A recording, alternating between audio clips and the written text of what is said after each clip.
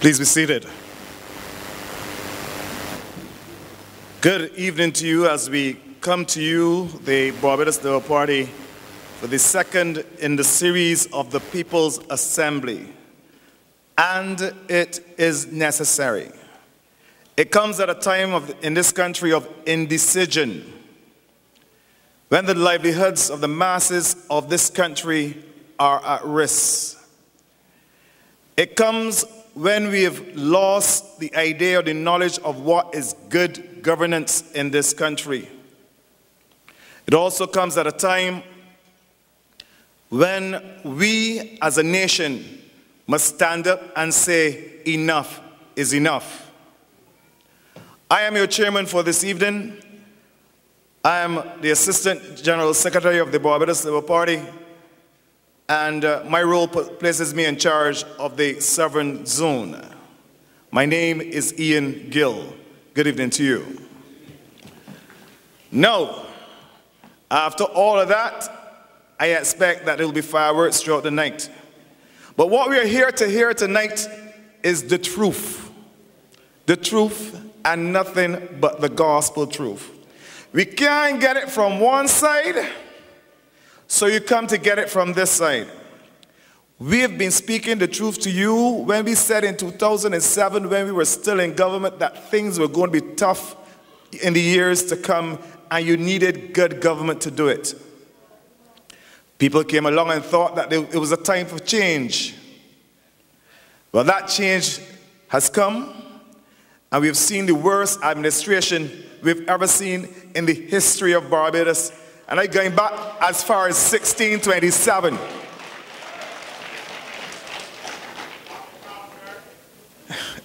For me to talk today, I just want to get some facts to you. Up to today, the governor of the central bank comes to you to bring hope, telling you that you can expect to see growth in this country by the end of the year 2014. He has been predicting growth since 2008. When I say growth, for the longest time he's predicting growth. But there are people here tonight who will come to you and tell you about it. We have dynamic people in this party. We have the greatest minds within the Barbados Labour Party, the greatest economic minds within the Barbados Labour Party. When we said it would happen and you needed good stewardship, the country kind of doubted us. Now they know there's a need for stewardship. We have even great young beings within this Barbados Labour Party. And I bring one tonight to you.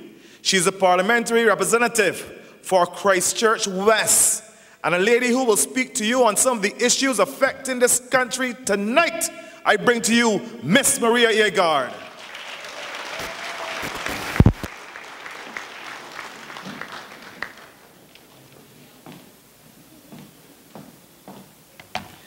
Thank you, Mr. Chairman. Good night, Barbados Labour Party family.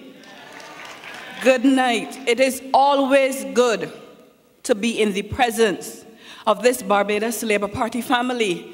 And tonight, I want to welcome especially those of you from the Southern Zone, because you know that we had a People's Assembly in the North, and tonight we have given the residents of the South an opportunity to gather here as a family, to do what families do when we are in crisis. Now, before I begin, I want to give God thanks for seeing all of us through to the year 2014. Because we know that many did not make it.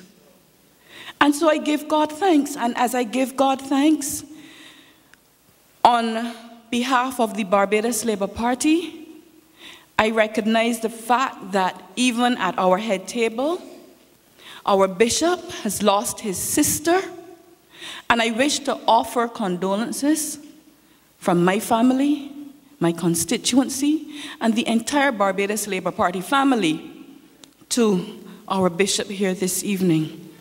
May he find comfort in prayer, and may his sister rest in peace. Now, our reason for being here tonight, comrades, I am not in a celebratory mood. I am glad to be here, but I am still broken.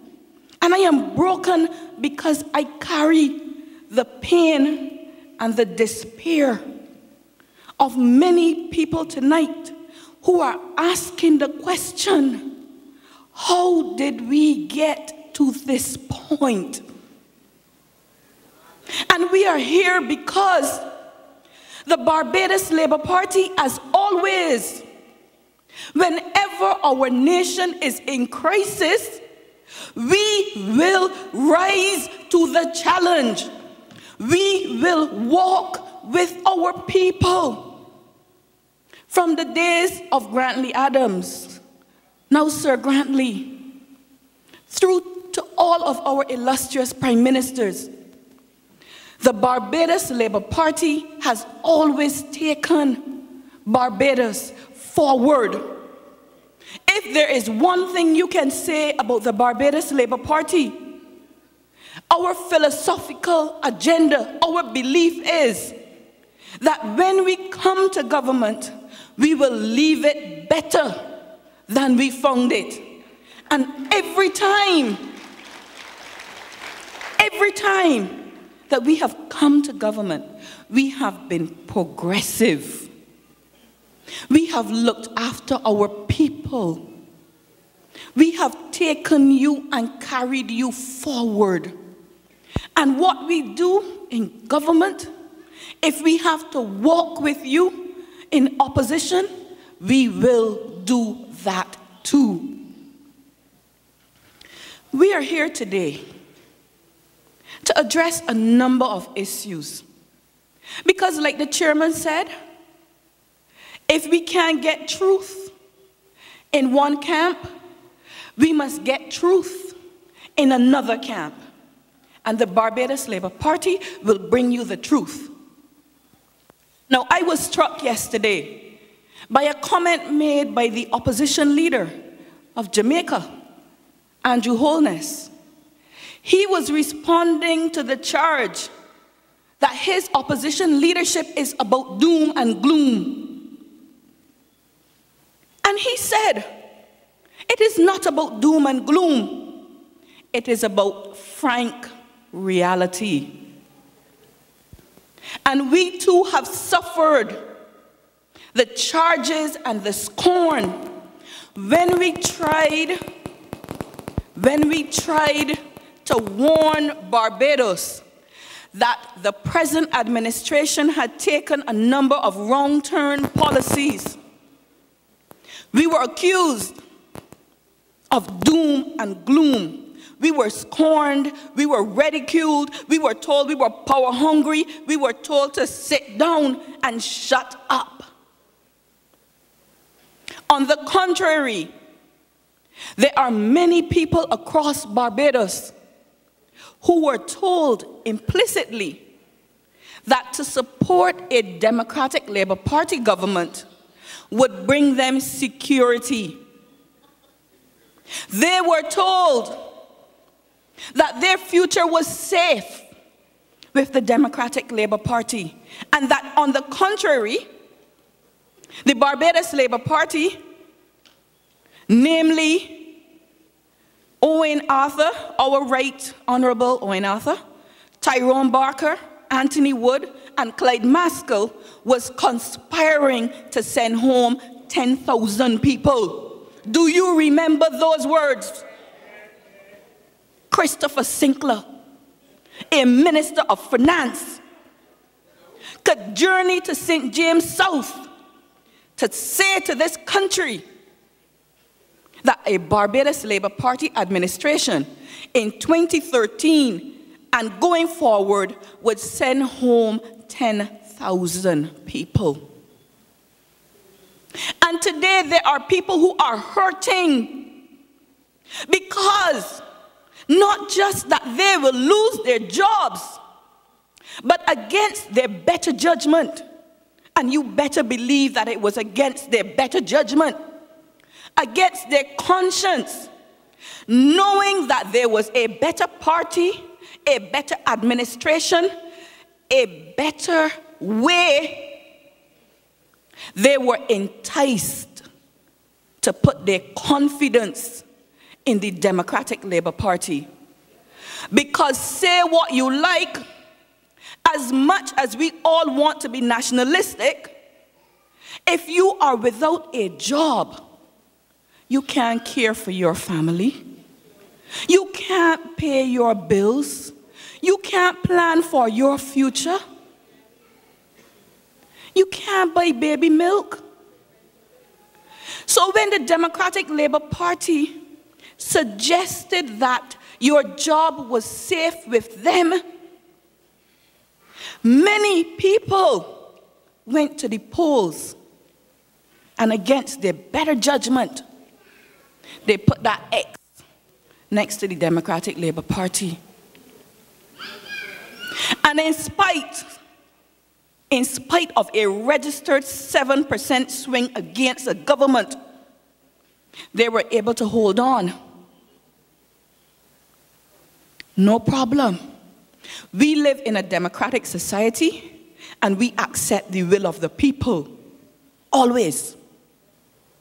But when you can say that an economy is sound and stable, and then less than a year later, you come back on August 13th and you say, I have lost $300 million in foreign reserves, but I don't know where it gone to.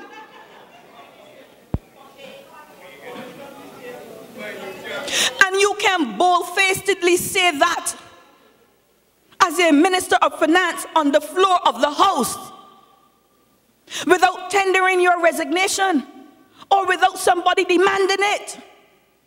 We know that we have made a wrong turn. We have made a wrong turn. But it is worse than that.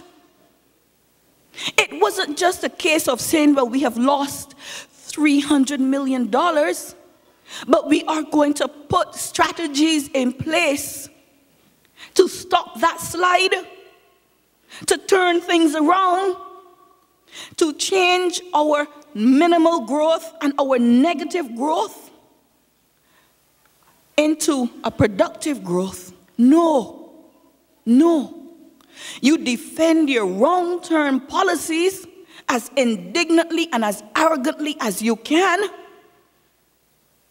and you say, in the face of all other contrary, that you expect growth. You impose tax after tax after tax on the people who have already been taxed. And there's no one to say to you that after 5 years of taxation that did not turn the economy around, that further taxation was not going to do it. But again, we were taxed. And from August the 13th to December the 13th, there has been no improvement until we come to December the 13th. You notice that this Minister of Finance just seems to love the date 13.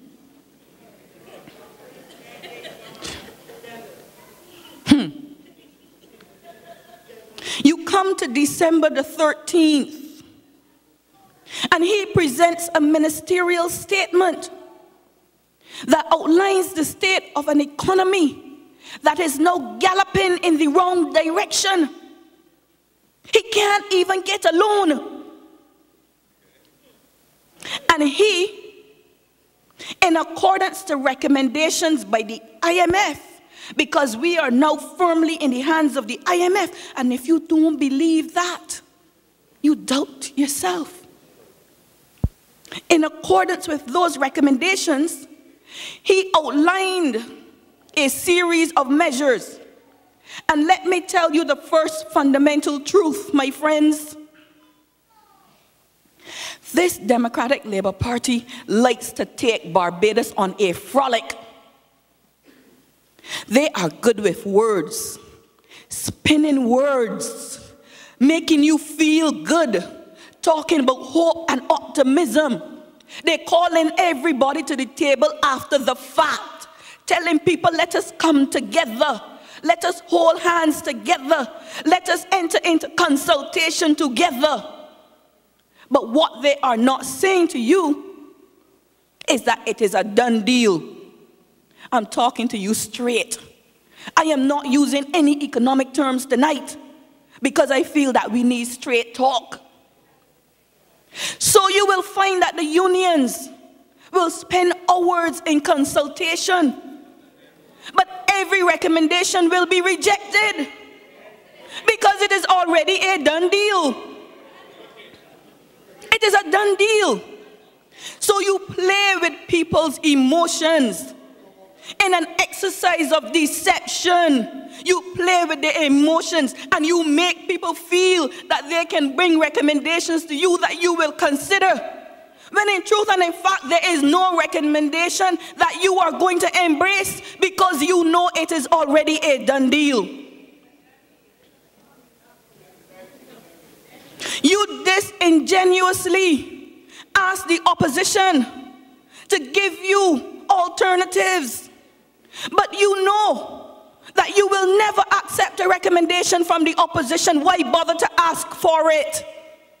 Why ask for it? You are playing with the minds and the hearts of people.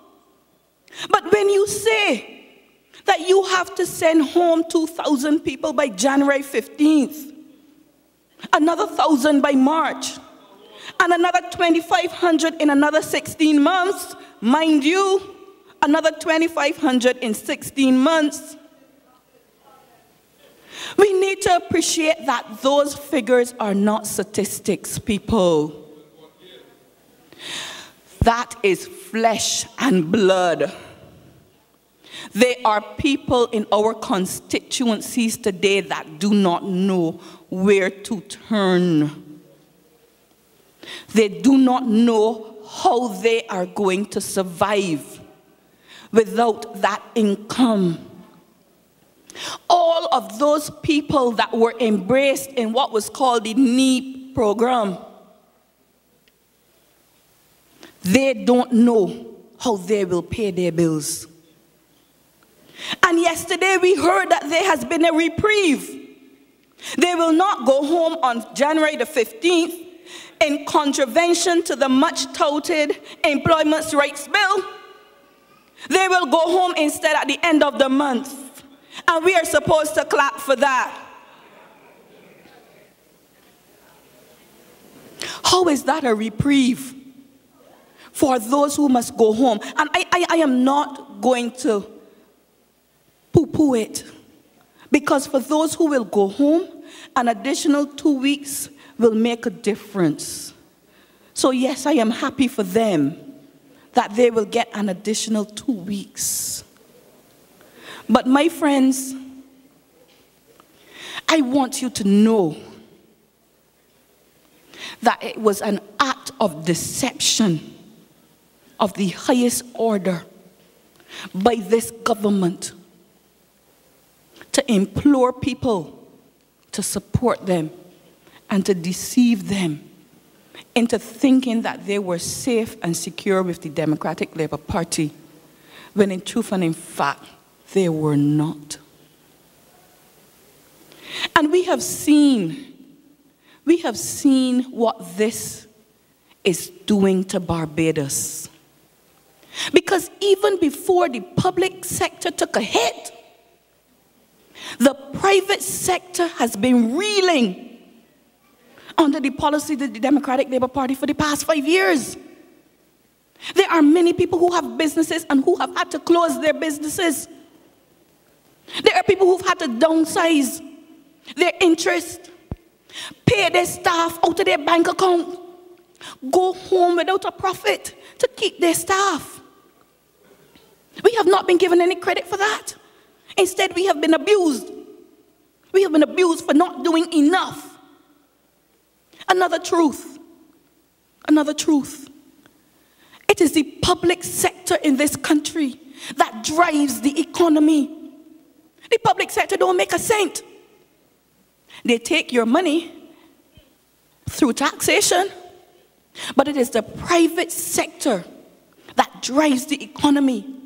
And if there is one thing that you can say, it is that this government has been anti-private sector. Because if you could raise the price of energy, and you can artificially keep the price of energy high with your excise tax and your constant increases, you will always drive up the cost of doing business. And there is not a business in the private sector that has not taken a hit because of the policies of the Democratic Labour Party. So you do not support your private sector. You do not allow them to build out the economy so that they can absorb the people who need to be employed. You figure that you could do it yourself. You bloat a civil service. You treat it like your own personal toy. And when you have achieved your gain, you dismiss and dispose of these people as though they are nothing. That is not good enough. And we see the effect of it. People are stressed tonight.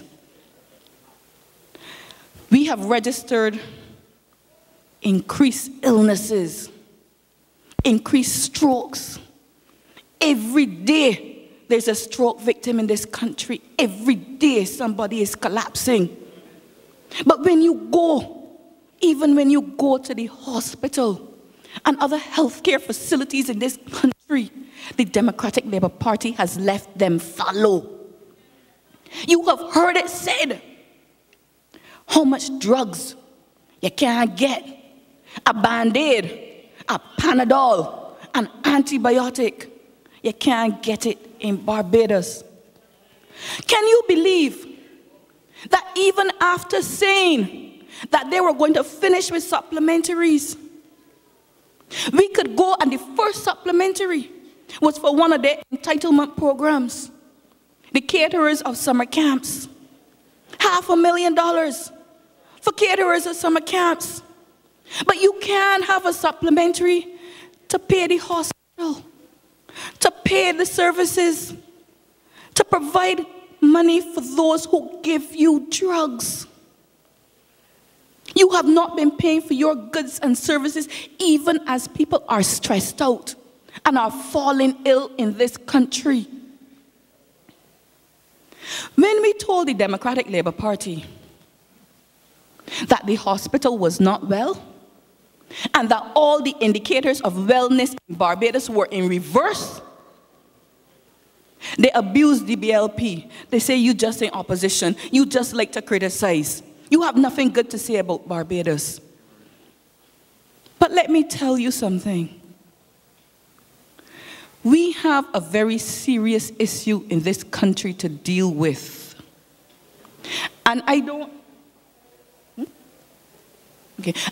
want you to just believe me when I say that all the indicators in Barbados of wellness are in reverse. I want you to listen to what UNICEF, an international body, had to say. In their report for the State of the Child's Report, they indicated, and I want to read it for you. I'm going to read it for you. In their annual State of the World's Children Report for 2013, UNICEF said that both the infant mortality rate and that of the under 5 mortality rate in Barbados had gone up. This is not the Barbados Labour Party speaking. We warned the government of this. I've heard Jerome Walcott say that babies were dying at QEH because there were no ventilators, and it was aggressively refuted. But now you have UNICEF stating it. Listen to what they said. The mortality rate for the under 5s had risen to 20 deaths per 1,000. And the infant mortality rate had risen during the same period to 18 deaths per 1,000. And both rates in Barbados were at their highest in 25 years. And what was worse, not only were they at their highest, but in all the other countries, whilst their rates were declining, ours were increasing. This is my Barbados. The worst in 25 years. And our standing fell by 42 positions. 42. From 140 to 98. Believe me when I tell you that we are not doing well. And the price that we are paying is not just an economic price. Even in terms of social and human development, we are falling behind. Now, I share this with you simply to say, and if I had my way, my introductory song would have been get up, stand up for your rights. Because what has emboldened the Democratic Labour Party is that they are banking on your silence. They are banking on you being a passive people who would lap up anything that they say without asking the hard questions, without putting them to the test. And I honestly believe that we have the wherewithal. Not all of us are public servants, so not all of us have to be afraid. Not all of us have to be afraid. I know that they have a way of driving fear into Bajans, because they can be very vindictive. But not all of us need to be afraid. And we have brought you here today to give you the truth. Because the reality is that we will have to mobilize our people to protect our country, Barbados. I would have offered some suggestions to those who are going home tonight, but my chairman is behind me saying, wrap up, wrap up. So I want to say to you, as I close, I want to say to you that we will have to stand with those who will suffer social displacement. But we also have to stand up to ensure that that social displacement is as short as possible. Because, as always, the Barbados Labour Party is here to rescue Barbados. Good night.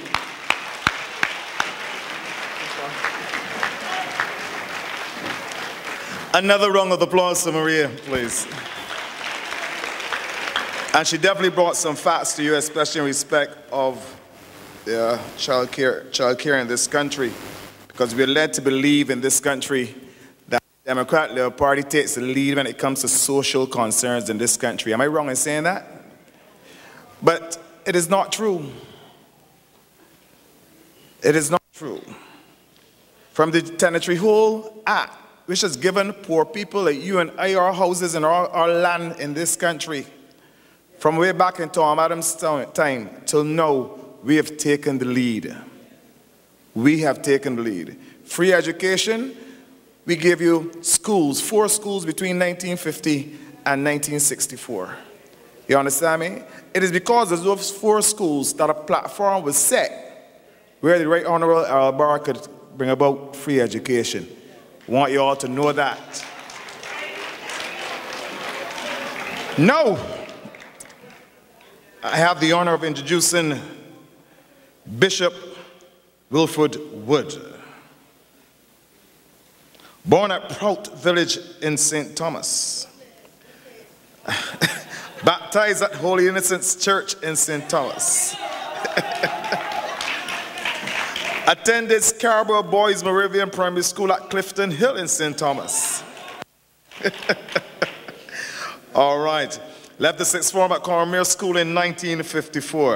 In 1957, he entered Codrington College to train for the priesthood under the Murfield Fathers, the Community of the Resurrection of Yorkshire, England.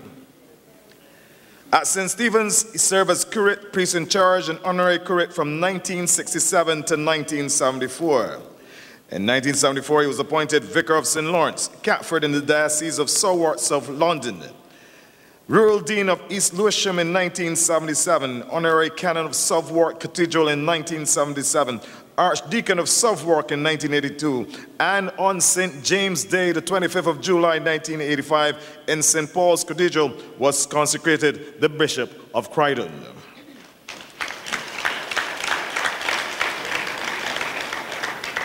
He was the first chairman of the Church of England Committee for Black Anglican Concerns, and was later succeeded in that post by Reverend John Setamu, the present Archbishop of York.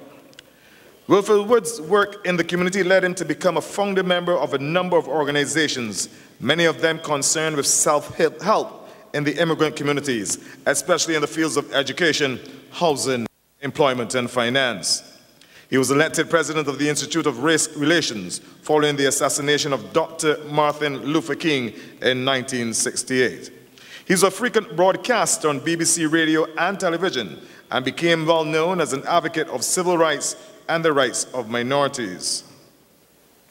At the time of his retirement, he was patron or president of some 22 charitable organizations, ranging from the Royal Philanthropic Society, whose patron is Prince Philip, who spoke at meetings chaired by Bishop Wood, and the Croydon Symphony Orchestra, to the Sutton's Drug Helpline.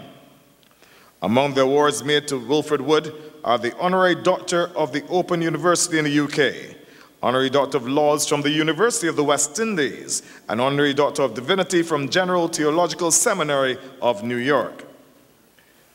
On Barbados Independence Day, November 30th, in the year 2000, he received the nation's highest honor when he was made a Knight of St. Andrew.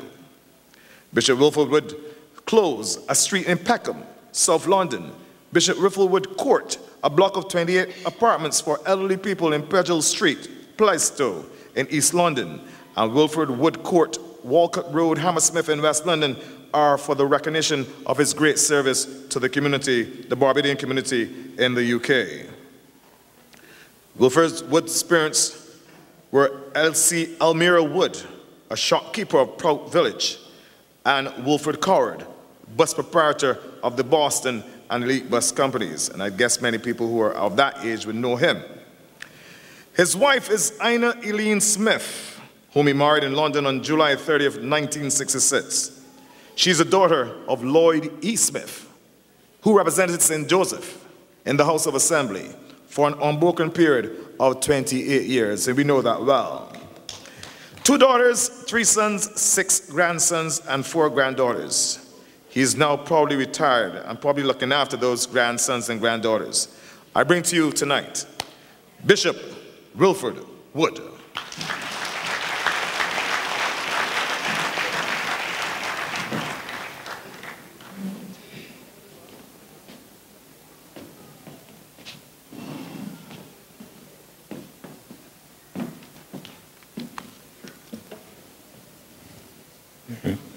Thank you very much.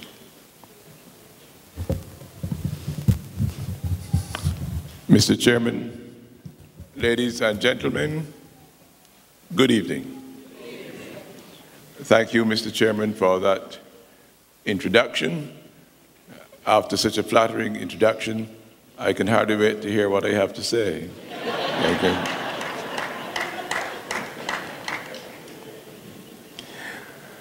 I was surprised but delighted to receive a telephone call from Mrs.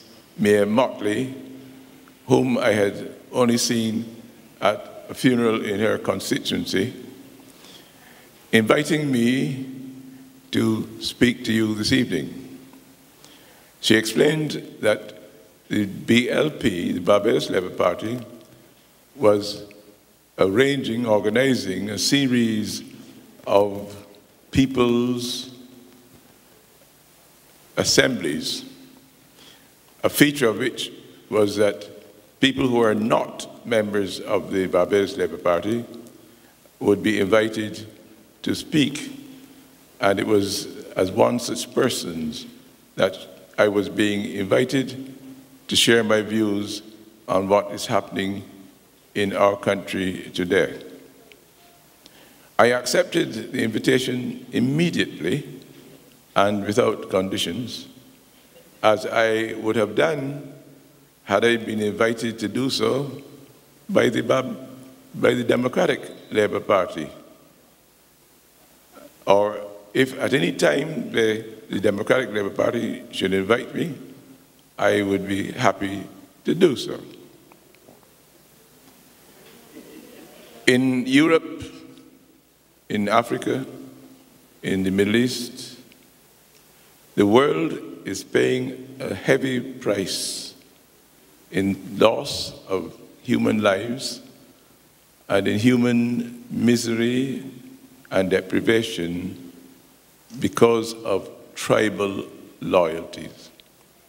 Because tribal loyalties overrides everything else. It overrides human compassion, decency, gratitude, and everything else. Fortunately, by God's goodness, we in Barbados were not and are not born into tribes. So why are we deliberately creating tribes out of political parties? People are now proud to say that their attitude is my party right or wrong. And human beings are now being defined by their party affiliations, even in death. Because if you listen to obituary notices, you will sometimes hear that the deceased was a loyal member of such and such a political party. And I know of at least one instance in which the deceased person had a party pin on the lapel of his jacket. Now, although how I vote is nobody's business but my own, I can publicly say that I have voted for both BLP and DLP. You see, I have noted that the letter C comes between the letters B and D. And it is more important than either and more important than both. Because C stands for Christ and C stands for conscience. Who and what decide how I vote. Now, not every crucial moment is a crisis. But crucial moments become crises when we refuse to face the truth. In this country at this time, there seems a majority of people who think that Barbados is in a serious economic crisis, a crisis which threatens to undermine our cohesion in national life, in family and community life.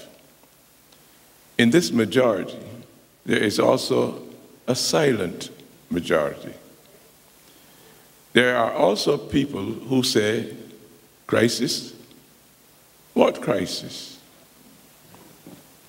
And it is important that we examine the situation and to take action if this crucial moment is not to become a crisis. Can you help me? All right. You keep it. All right. I can't say anything. We have a suspicion. Okay. Yep. Now, here in Barbados, we take pride in our great reputation for being a stable and reliable people.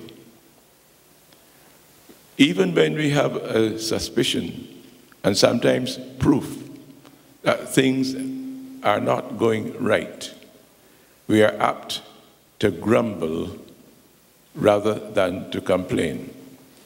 In fact, it is suggested that to complain is such an awful thing, such a betrayal, that it's almost akin to sin.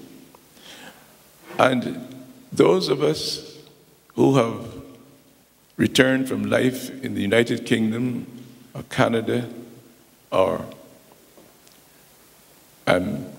America sometimes can testify that there are times when we have received disapproving looks from other Barbadians standing in queues when we have objected to having white people served before us rather than wait in the queues. And how many times we have heard people of a certain age group say, if you have to wait, you have to wait. And people bring this into their attitude to government. So even when they know from their own pains and from the pains of people around them that things are not going right, they are reluctant to complain to those who are making the decisions in their name. But there is no evil in complaining. For example, people in other places know that it is by complaint that you know which areas are not functioning properly, so you can give them attention. For example, for 7 years, I served as a member of the Mayday University National Health Service Hospital Board.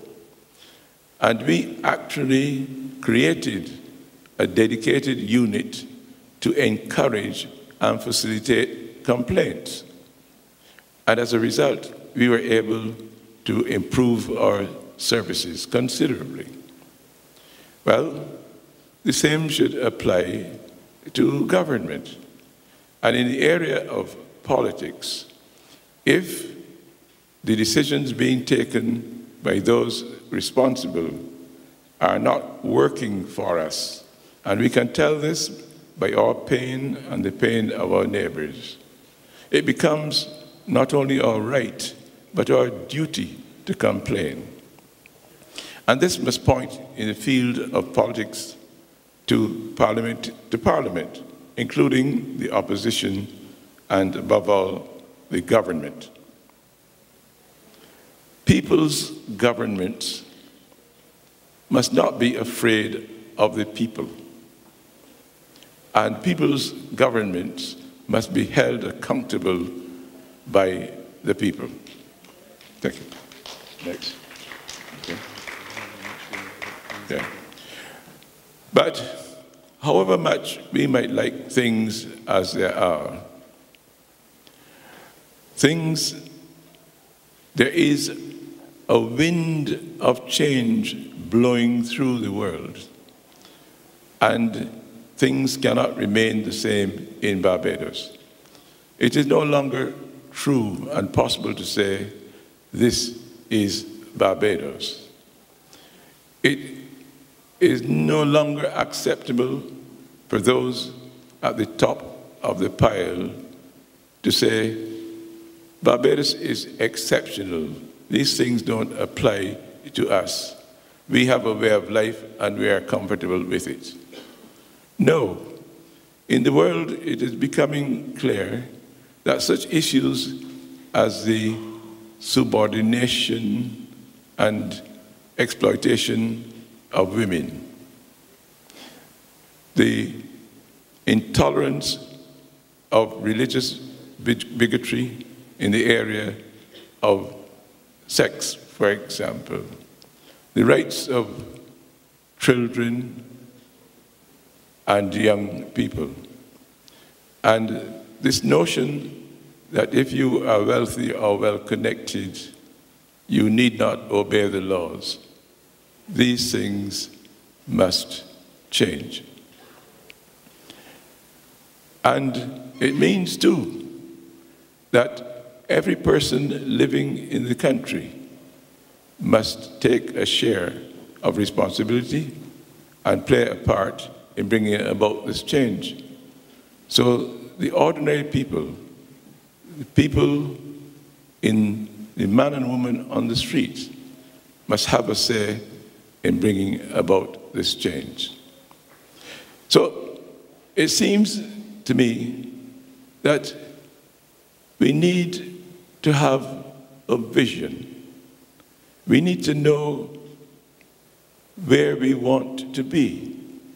Because if we don't know where we want to be, we will not know how we are going to get there. We know where we are, but we do not know how we are to get there. Because it is my belief that there is a moral and spiritual vacuum in the national life of our nation. A few months ago, I proposed in an article, I asked the question in an article in the newspaper, what moral purpose drives our national life?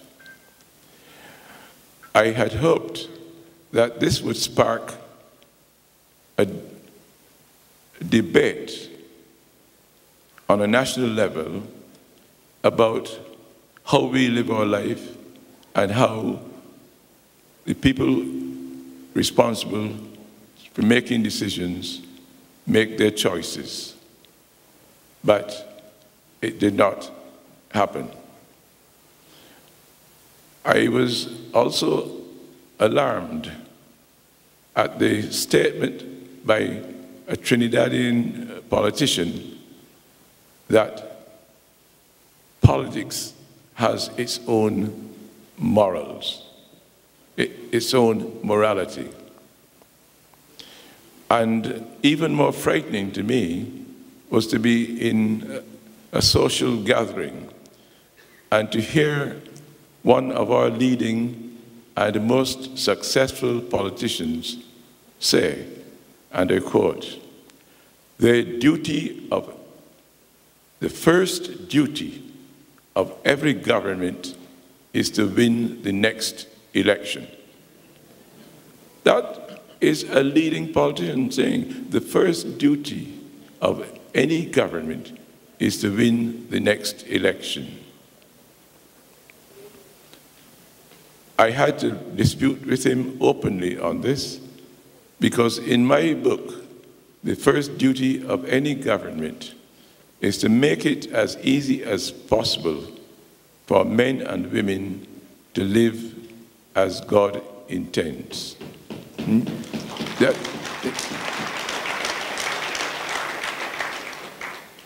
Elections are not an end in themselves. Elections are means to an end. And the end is our duty to God and our neighbors, which will make for right living for everyone. Again. It is regrettable that here in Barbados, we think of morality only in terms of sexual behavior. But morality is the right and good actions in the light of our duties and responsibilities. That is what it is. Morality is the right and the good in our actions in the light of our duties and responsibilities. So a nation must have a moral purpose. Now, how do you describe a moral purpose? And how do you have a vision for a nation? Every one of us would like peace, freedom, and security. That is to say, each one of us would like to have his or her own space to be happy, in which he or she can provide for themselves and for their families and live in peace, free from fear and of danger or ill will. And if that is what we would want for ourselves individually, then that is what, as a nation, collectively, we would also want. But peace is the fruit of justice. So what we want is a just, participatory, sustainable society characterized by equality of opportunity, diversity in culture, ethnic, and religion, all living in a relationship of mutual acceptance and appreciation. That is the goal of that should be the goal of our nation. So, we know where we are, and we know where we want to be. So how do we get there? Yes. Yes. A father took his young son to a football match for the first time. After the match, he asked the little boy which team he favored. The boy said, "The team in black." This puzzled his dad because he said, "But there are only two teams. One was in red and the other was in blue." The little boy protested, "No, there was a team of 3 people, 3 men, and that is the team, they were in black, and that is the team I favored." So the dad realized that he was referring to the referee and the 2 linesmen. See? You see, what the youngster saw was that everyone on the field was fully involved, but you didn't have to belong to one or other of the 2 large teams. And so it is, and so it should be and will be in a nation. Everyone should be involved in creating the right nation and sharing the vision. But you do not have to be either DLP or BLP. Right? Yes. everyone must be involved, and no one must make excuses and say, well, let us leave it to the politicians. I am not very important. Because anyone who thinks that he is too small to be of significance has never been in bed with a mosquito. Yeah, okay. We are not to rely on other people to discharge our responsibilities. We are not to rely on politicians or church leaders or anyone else. We must shoulder our own responsibilities. So then, how can each person play his own part in bringing about this vision of the kind of society that we need?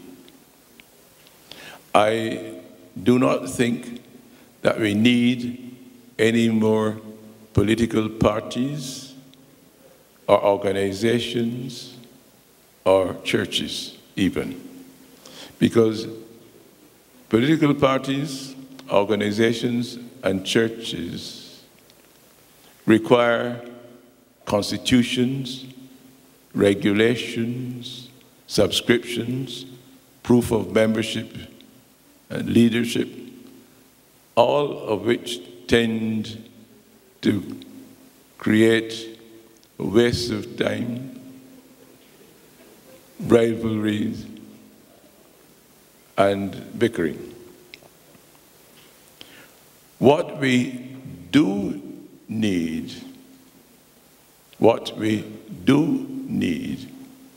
is a mass movement involving everyone who lives in this country.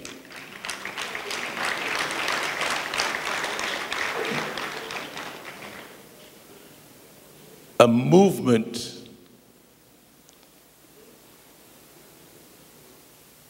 is fueled by the spirit of the movement, which means that many people who do not necessarily share their views on other things find themselves agreeing and working together on a particular issue because that is the spirit which has brought them together.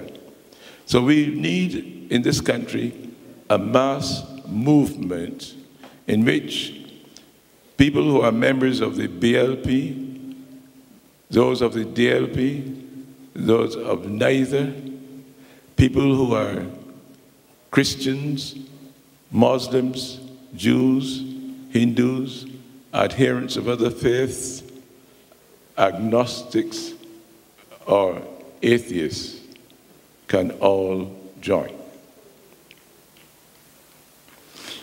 So,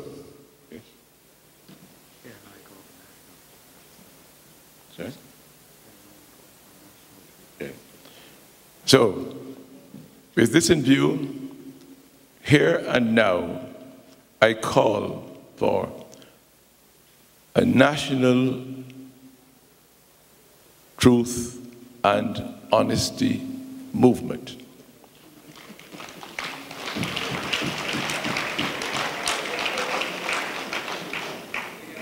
We know that God is spirit and God is truth. So every movement, every untruth is a movement away from God, and every truth is a movement towards God. God is spirit and God is truth. Okay? Now, how would this come about? How would a national truth and honesty movement come about? Well,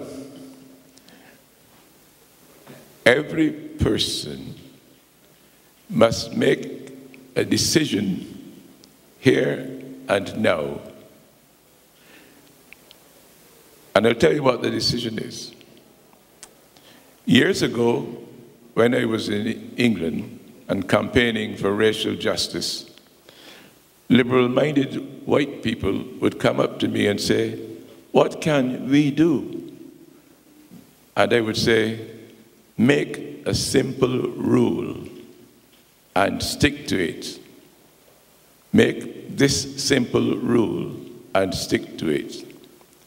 Decide that you will never hear a racist remark, and no matter what the company you are in, you will never hear a racist remark and not challenge it. Wherever a racist remark is made, you must challenge it." And it is not as difficult as it sounds, you see, because racists tend to make these sweeping 100% statements, such as, "Oh, well, all black people are happier living in trees." So all you have to do is say, "Are you sure that they can all climb?" You see, the important thing is that you should make the challenge. Well, this can be brought about. The kind of nation that we want can be brought about if here and now everyone decides that he or she will never accept a dishonest word, untrue word, or action in their company without challenging it. Here and now, you decide that you will never, in any company, accept an untruth or a dishonest action without challenging it. Can you imagine how life in this country would be transformed if all professionals and other workers did not tell lies to their clients, did not say that they're not in when they're in, did not stay away from work pretending to be ill when they weren't? And if they did this only because they knew that someone would expose their dishonesty and not lie for them, can you imagine what it would do to productivity in Barbados? So let each of us make that decision here and now to belong to this new truth and honesty movement to transform our life in Barbados. A final thought. My aunt used to tell the story of two women who used to wash their clothes at the same river. But one woman always seemed to get her clothes done in far less time than it took all the other women. So this second woman asked her what was her secret. She said, "God helped me." And she said, "Would God help me too?" The first woman replied, "If you asked him." So later she met her friend and said, "I asked God to help me, but he didn't." She said, "What did you do?" She said, "Well, I went to the spot where you went, where you go, and I asked him to help me, and I waited, but nothing happened." She said, "But God did help you. He helped you to wait. If you had been working, he would have helped you to work." You see? So God is a mighty God. And he can do all things, but he's not going to do nothing while you sit with your arms folded. He does not want you to fiddle while Rome is burning. See? So, here and now, each of us commit ourselves to being a member. You don't need any name or subscription or any labels or anything like that. No. Right. You make a decision on your honor and see that decision on your honor as a contract with God. And from this moment on, you do not tell lies, you do not accept lies or dishonesty, and you will then be part of this mass movement called the Truth and Honesty Movement. Mr. Chairman, ladies and gentlemen, I thank you for your patient and courteous hearing. I pray that God will bless our country, guard our people, guide our leaders, and give us peace. And give us peace. Thank you very much. Thank you.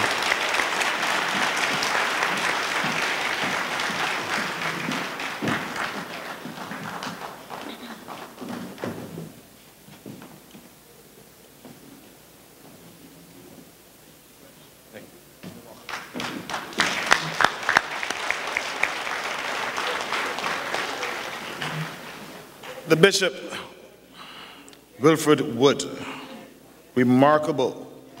You would have to be here to say it is truly remarkable what he just did. When I reach his age, I would like to have that type of mind and temperament. A round of applause for the brother once again. But no disrespect to him either, you know. When he was speaking, he came to a section which says, so every untruth is a movement away from God, and every truth is a movement towards God. And you know what crossed my mind. How much untruth one has been told since 2008? How much lies when I hear? How much deceiving and deception and thing when I hear from the Democratic Party? You know how far we is away from God? But it can't be in heaven for that government? None whatsoever. So I look at this and I make a claim to be part of this Truth Commission. Obviously something that he's been fighting for many years in respect of the racist thought and so on that he would have carried on for the black people and other races in the UK.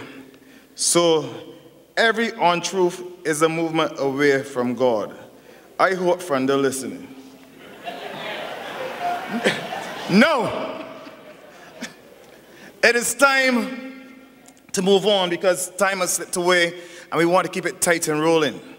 So here I'm going to introduce to you a young man, a bright young man in this Barbados Labour Party, growing in strength. He's now a senator in the Barbados Labour Party and standing by to represent us in this parish once again when elections are called. I bring to you none other than Senator Wilfred Abraham.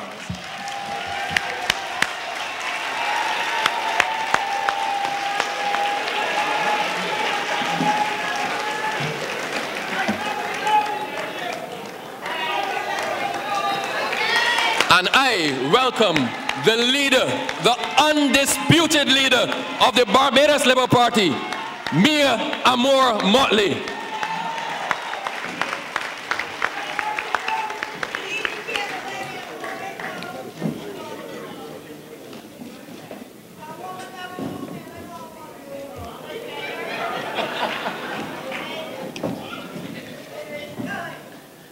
I'm sorry to have introduced Mia as the heavyweight champion of Barbados, because I know for a fact that Mia has lost a lot of weight. She is fighting fit and ready to do what is necessary. Now, greetings to the People's Assembly. Greetings to all of you. Sorry, anybody is Clyde.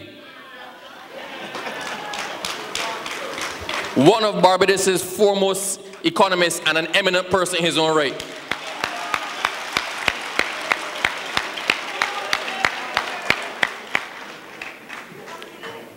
Now, I want to show you all something before I even start. You want me to show you what's wrong in Barbados right now? Right now, I can show you in this room. Everybody in the seated area, look behind you. Just turn around and look. Turn around and look. No, not you in the back. Now, I ain't calling out anybody, but the problem in Barbados is that Bajans like to stand in the shadows. They like to stand where you can't see them. If they're not being told to sit down in front, they will stand as far back as they can. When you are far back, you cannot be seen and you cannot be heard. And this is what this government is taking advantage of, Barbadians who are standing back. So please, do me a favor, because I recognize some of my people out there. Just come forward. Come forward. Come out from the shadows and come forward, please. Because I want to talk to everybody in this room. And don't let anybody cause you to stand up in the shadow again. There are actually seats up front, there are seats in the middle. Thank you. Now, Bishop Wood, who carries my same first name, which will make us perhaps cousins, he called for a truth and honesty movement. Bishop Wood, I'm sorry to tell you, I know 16 people who will not be in your movement. He asked, how will this come about? Well, first of all, Chris Sinclair needs to stop talking. Dennis Lowe needs to stop talking. And Frundle needs to never talk again. He said, never again accept a dishonest word or deed without a challenge. You understand, if we did that, that would cripple this government. The government would grind to a halt tomorrow. Actually, the government would grind to a halt yesterday. Now, this is a national forum. I understand that my time is short, especially so as we're trying to make up time. So I don't want to speak for more than 10 minutes. So I may speak to you very quickly, but just follow me. Although this is a national forum, there are other people who are going to address national issues. But the reality is this is in my own backyard. And I have a right to be parochial here today. The reality is that the first set of job cuts are affecting people that I know and people who are in my constituency, which is across the road. So I have to be parochial. A rat dressed up as a rat is still a rat. A rat may pretend to be a cat, but when cornered, he will still be a rat and display a rattish behavior. A cat is a cat. It doesn't pretend to be anything else. I mean, I don't know about ball pooch cats. I've never actually seen one. But a cat is a cat. About 2 years ago, I stood up on this very platform. The podium was over there, though. And I spoke to people, and I drew the parallel between how this government was treating the citizens of Barbados and a violent and abusive relationship. That was relevant 2 years ago when I spoke in this hall. It is even more relevant now. How many people in here would take it if their partner abused them every single day? How many? Put it in your hands. How many of y'all in here would keep the same partner if they lie to you every single day? If the partner takes away all your pay until you live off of that. If you can't sleep and you can't eat and you can't close your eyes because you don't know what they're going to do next. But if you wouldn't take that from your partner, why are you going to take it from a government? For those in business, I'm in business, so I'm a lawyer, I'm a senator, but I'm also in business. Anybody in here who is in business knows that the last 2 years have been the worst 2 years of your life. Of your life. I am due in court this week representing a client who owes the government about $200,000. And you know what my defense is? That the government owes him about $700,000, but the government is trying to put him in prison for non-payment of his debts to the government, and various statutory entities owe him $700,000. I cannot even remember when this government did the last thing it said it was going to do. The lie started in 2008 campaign. You all remember them? You remember the promise for duty-free cars? For teachers and police?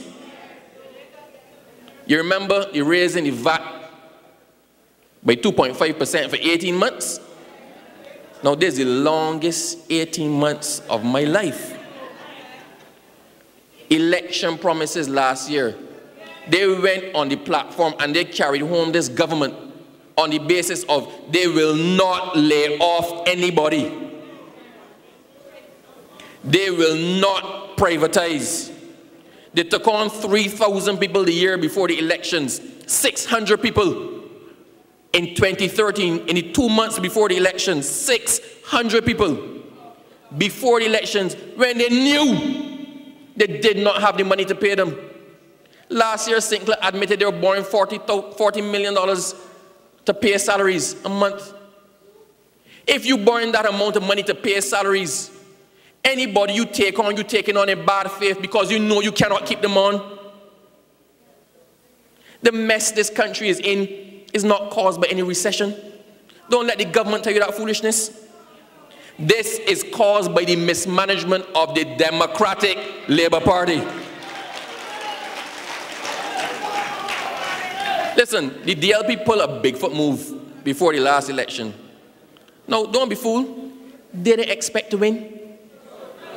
So they took on all the people and racked up all the debt because they were planning to point a finger at us if we got it and had to lay off people. You remember them saying, if the BLP gets in, they can lay off 10,000 people? But God don't sleep. God don't sleep. Listen, they went from we will not have any job cuts to we will do job cuts as a last resort to the Prime Minister saying on the 5th of December that the government has no plans to lay off anybody. And then a week later, Chris Sinclair makes a ministerial statement saying that it has come to this now, 3,000 people have to go. There's no room to maneuver. You remember that? And then what happened the next day? Frundle opens his mouth again and says, this is not set in stone. This is not set in stone. It's not the last resort time yet. We're going to look at it. We're going to talk to the unions and we're going to look at it. Now, I got one for y'all. The reason I had appeared to be late, I wasn't late. The reason I had appeared to be late is because I forgot the newspapers. So I had to scramble to get some newspapers. Now, yesterday's newspaper, you remember Frundle saying he ain't laying off nobody. You remember that, right? And Sinclair coming and saying 3,000 people have to go. Now, all of we in here educated. Errol Barras saw to that. All of we in here educated. We could read and we could think. Now, I can read something to y'all. The Prime Minister. What we are doing is trying to get the finances of Barbados back into some credible state. And as to the union's proposals for reduction in the number of workers government was seeking to send home, he stressed it was not about numbers. And this is his quote. I have had to emphasize that we do not want to get preoccupied with calling out numbers like 3,000 and 5,000 and whatever amounts of thousands. Now, if a man says, don't get tired, don't worry about the 3,000, don't worry about the 3,000, don't worry about 5,000, don't worry about how much ever, it's because the plan to send home more than 5,000 people. The worst part is they're fooling us by saying we're going back to the unions to entertain the unions. Chris Sinclair said that the proper procedure wasn't followed and that they needed to obey the protocol and they're sitting down with the unions. Now, I don't know why the unions are entertaining this foolishness, right? But you know what? No, you see me, no, I ain't there with y'all. I am not in there with y'all. So if you all choose to say that among yourselves, that is your business, but I am not there. I can't hear y'all. Okay. Now, I am not saying that Chris Sinclair is a cunning linguist. I am saying that whereas Frondel Stewart does not open his mouth at all, that Chris Sinclair always got his open, and when it opened, the people in Barbados were bawling for murder. What is getting to me though? What is getting to me is the lies and deceit. No, we Bajans, we're logical people, but don't take us for fools. Now, if the government had come to the people before elections and says things about to get real hard, the economy is in trouble. We only had 5 years, but we believe that we can still turn it around because we got stuff left to do. So give us another chance. Now, if the government had come and said that and won the election on the basis of that, I'd have no problem. I'd have no problem because the people of Barbados would have been fully informed when they voted. But when you spew the lies to win an election, and you come to an election, you come to a government on misrepresentation, fraud, and deceit, you are an illegal and invalid government. This government, as far as I am concerned, does not have the mandate of the people of Barbados to inflict this pain, this agony, and this suffering on the people of Barbados.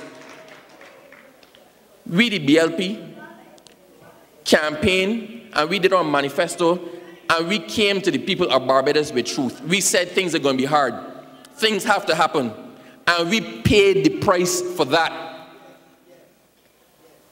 But I got to ask you all a question. How much more are you all prepared to take? The Minister of Tourism in St. Lucia, Laurie Theophilus, he went to school with me. A couple of weeks ago, when the laws were announced, Laurie Theophilus said in a statement that, look, 3,000 people getting sent home in Barbados, and there's no big hue and cry. The Barbadians are taking it maturely. Now, understand, that's how everybody looks at us. We will stand for everything. We will take it all and put more. The problem is, that's not how everybody's looking at us. That's how the government looking at us too.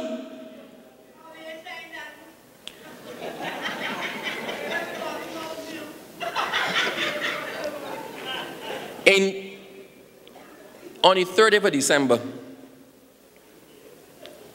392 people from drainage went home. A lot of them from Christchurch East. A lot of people that I know.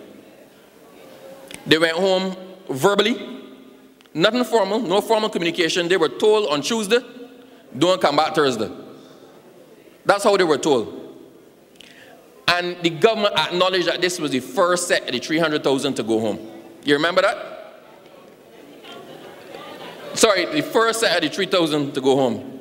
Last Friday, the Prime Minister had a press conference or met with the drainage people in Sherborne with Minister Dennis Lowe. And Frondel Stewart apologizes about the way this whole thing was handled.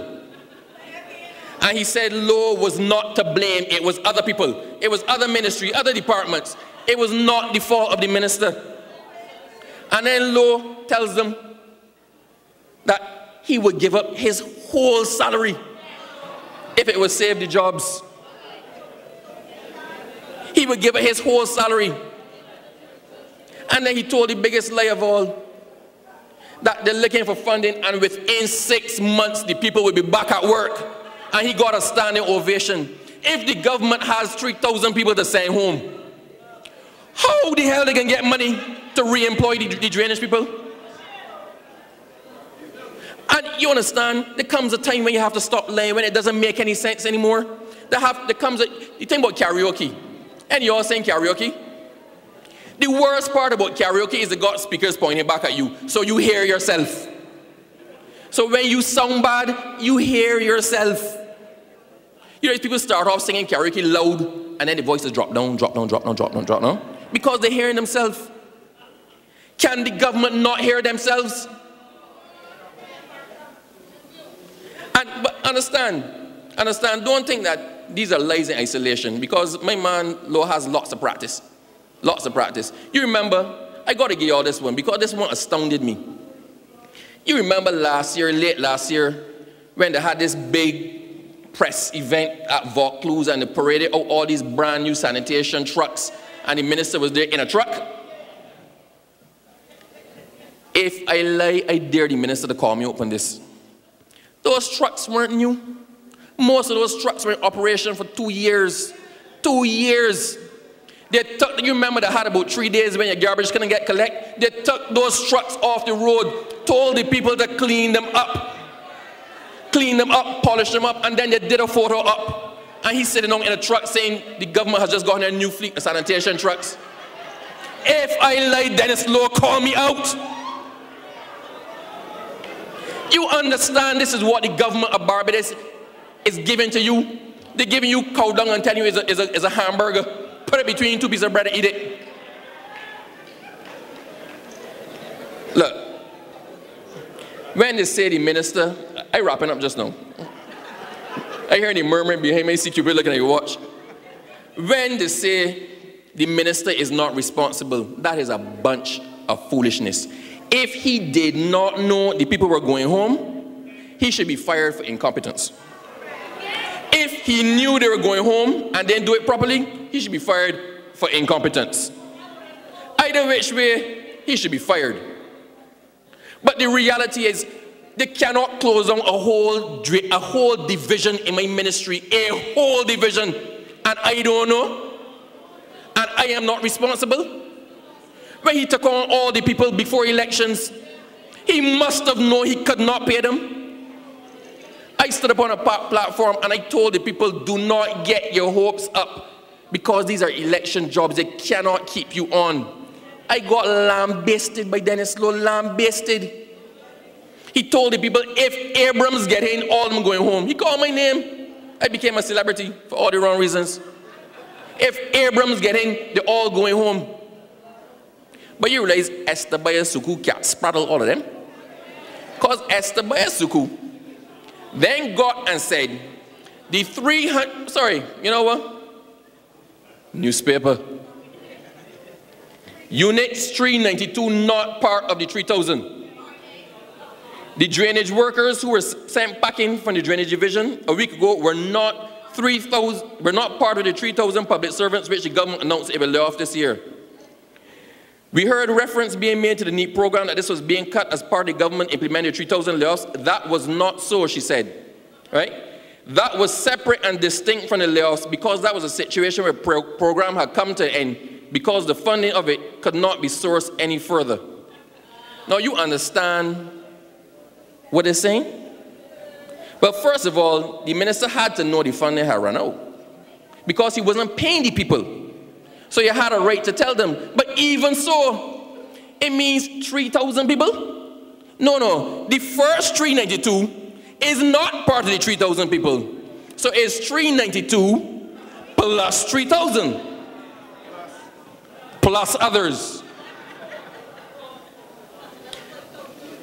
The Prime Minister stated in a Christmas address and a New Year's address that, you know, things might be rough in Barbados, but it could be worse. That's the consolation. It could be worse. That there's famine in other parts of the world, and we ain't got none in Barbados. It could be worse. There are terrorists in other parts of the world, but we ain't got none in Barbados. It could be worse. Bombings happening all about the world, but we ain't got that in Barbados. It could be worse. But what you all don't understand, the Prime Minister misled you all again. Because Barbados does have terrorists. Iraq has Al-Qaeda. Barbados has the DLP.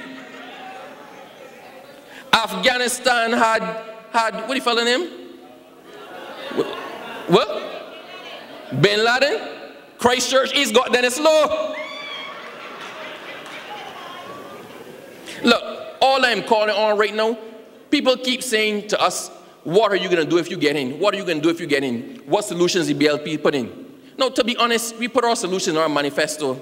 But right now, I ain't going to fool y'all. Right now, we can't tell y'all immediately what is necessary. Because we don't know. You don't know. I don't even think the government knows.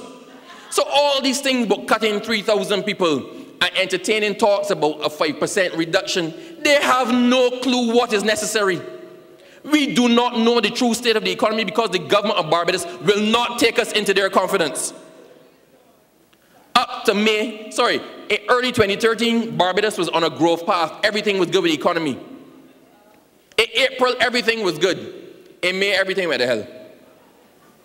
6 months later, it went from being so good and growing to being so bad that 3,000 people getting laid off, and we're talking about devaluation. Everybody in Barbados is calling on the government to come clean. Peter Wickham, Sir Alan Field, Mia Mottley, Bishop Wood, Peter Laurie. The time to stop lying is now. The time for truth is now.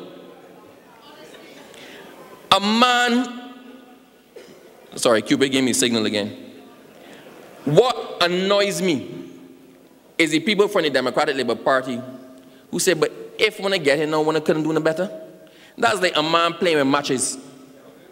And you play with matches, you know you had that game where you hold the matchbox, you put the match on top and you flick it so. And you keep playing with the matches and a room burn. And you don't learn your lesson, so you play with the matches some more and another room burns. And you keep playing with the matches and the whole house burned down. And then you kick that person out, the house got the rent in front of you, the house burned down, you trying to fix it back up, and the body point the finger at you and say, ho, look, he living in a burned down house. Barbados, I am begging y'all to not wait until the Democratic Labour Party burns down the whole house. There comes a time to say enough is enough. I am calling on the people of Barbados to come out of the shadows. Let the government of Barbados see you and let the government of Barbados hear you. The future of Barbados is not in our hands. It's in your hands. The timeline for change is in your hands. The government needs to hear your voice saying over and over, enough is enough. Enough is enough. Let me hear you. Enough is enough. Louder. Enough is enough. Ladies and gentlemen, there is hope. It's with the BLP. Mia will tell you all about it. But I am committed. Our team is committed. And we are here whenever you are ready to say enough is enough. Thank you. God bless.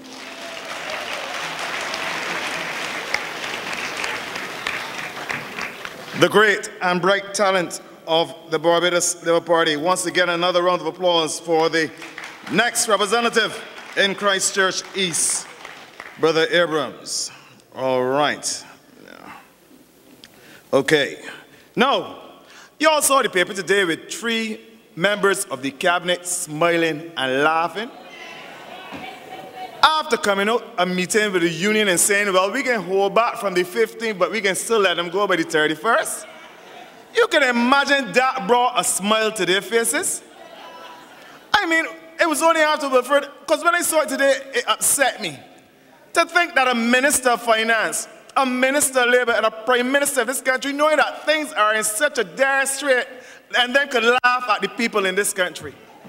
That is what they were actually doing, you know, saying, well, look, we actually get the union to agree with me that we are doing something now. When on the 31st, the same amount of people going home, but I want to warn the people in the NCC that the numbers from the NCC are going to be large.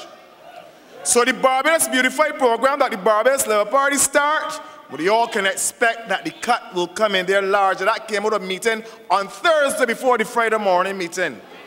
Let me know now. So don't think if they can start back the NEAT program, they can cut out the Beautify program. One God get to the other.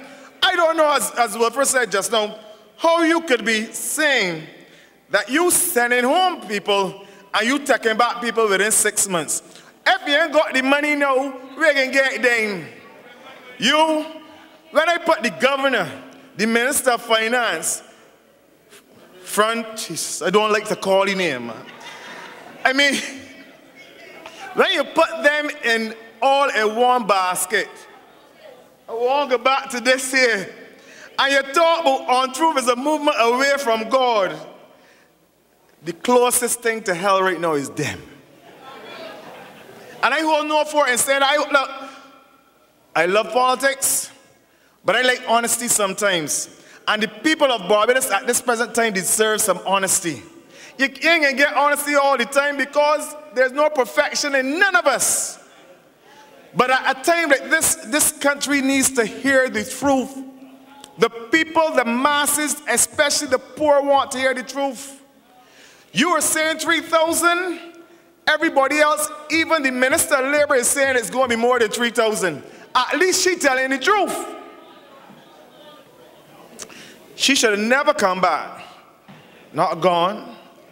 But now it's time to introduce another person who's independent of this Barbados Party, but who has social concerns in this country.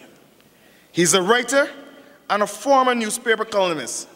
He's an elected member of the Inter-American Commission on Human Rights. He has written several books. One of them I've read. I think it was something to do with cricket, 26 best cricketers or something like that, and speaks to social issues that affect Barbadians from every walk of life.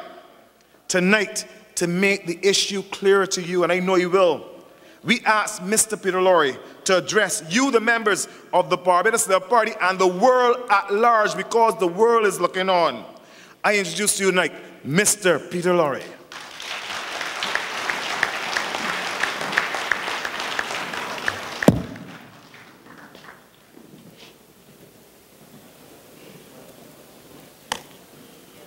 Crisis is a terrible thing to waste.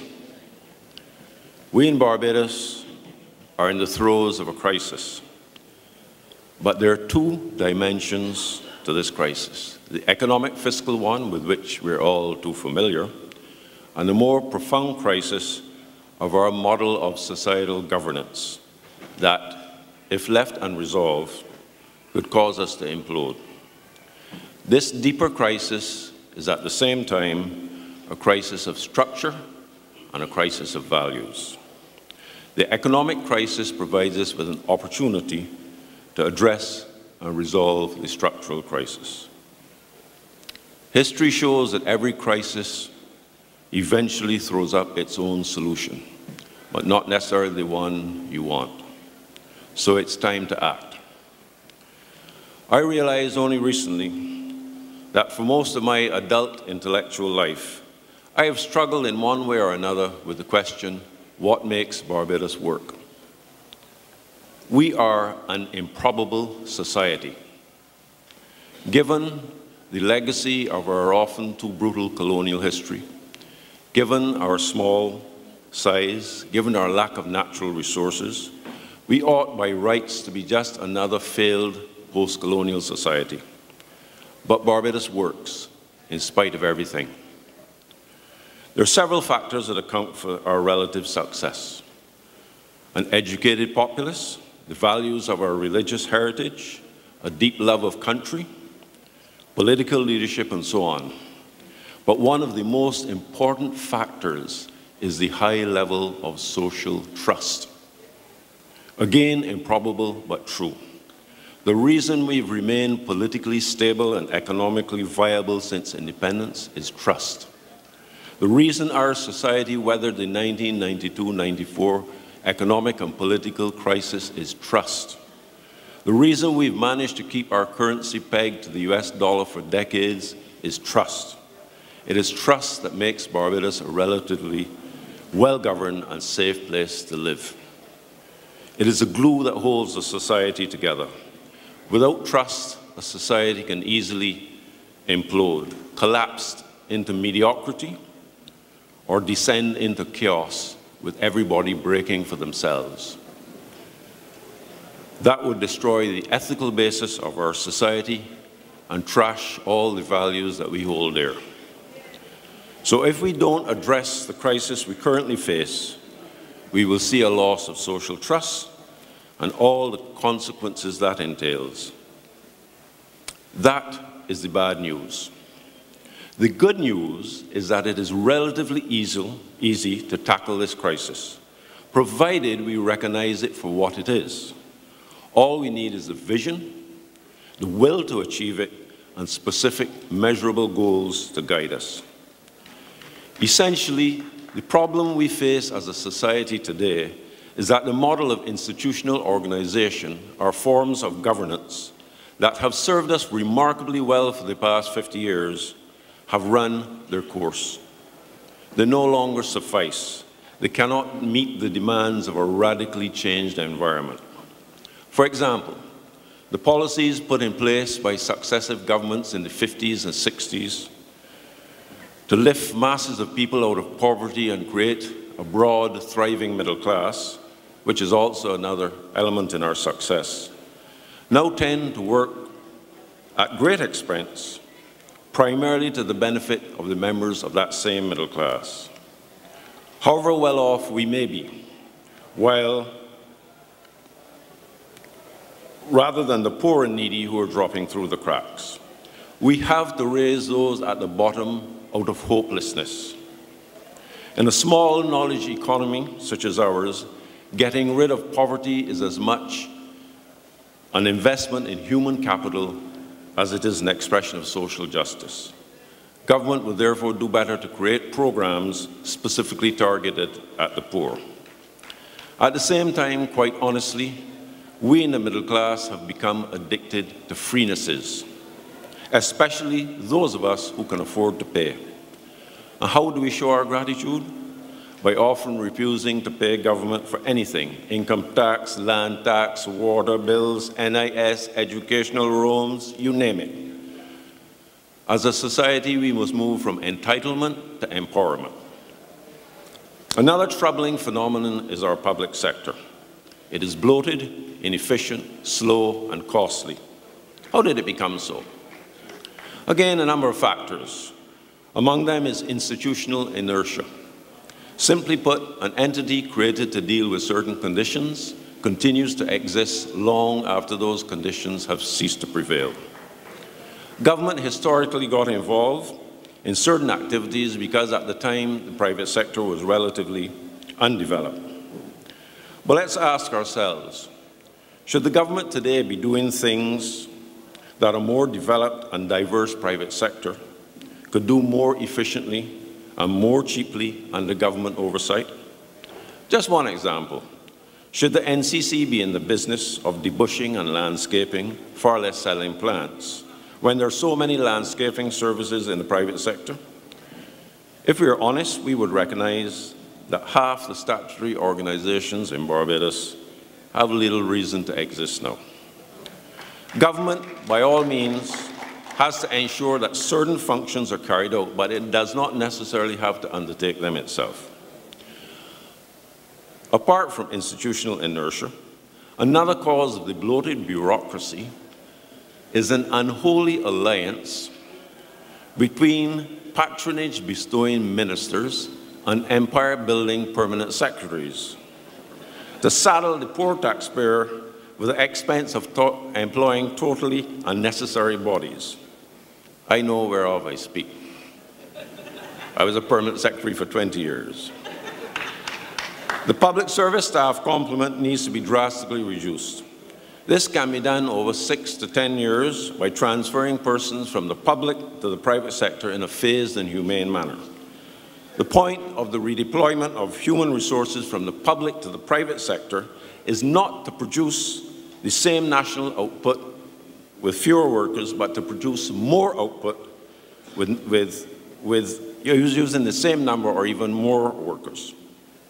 The ultimate aim, therefore, is to increase the productivity of the redeployed workers and thus attain higher levels of national productivity.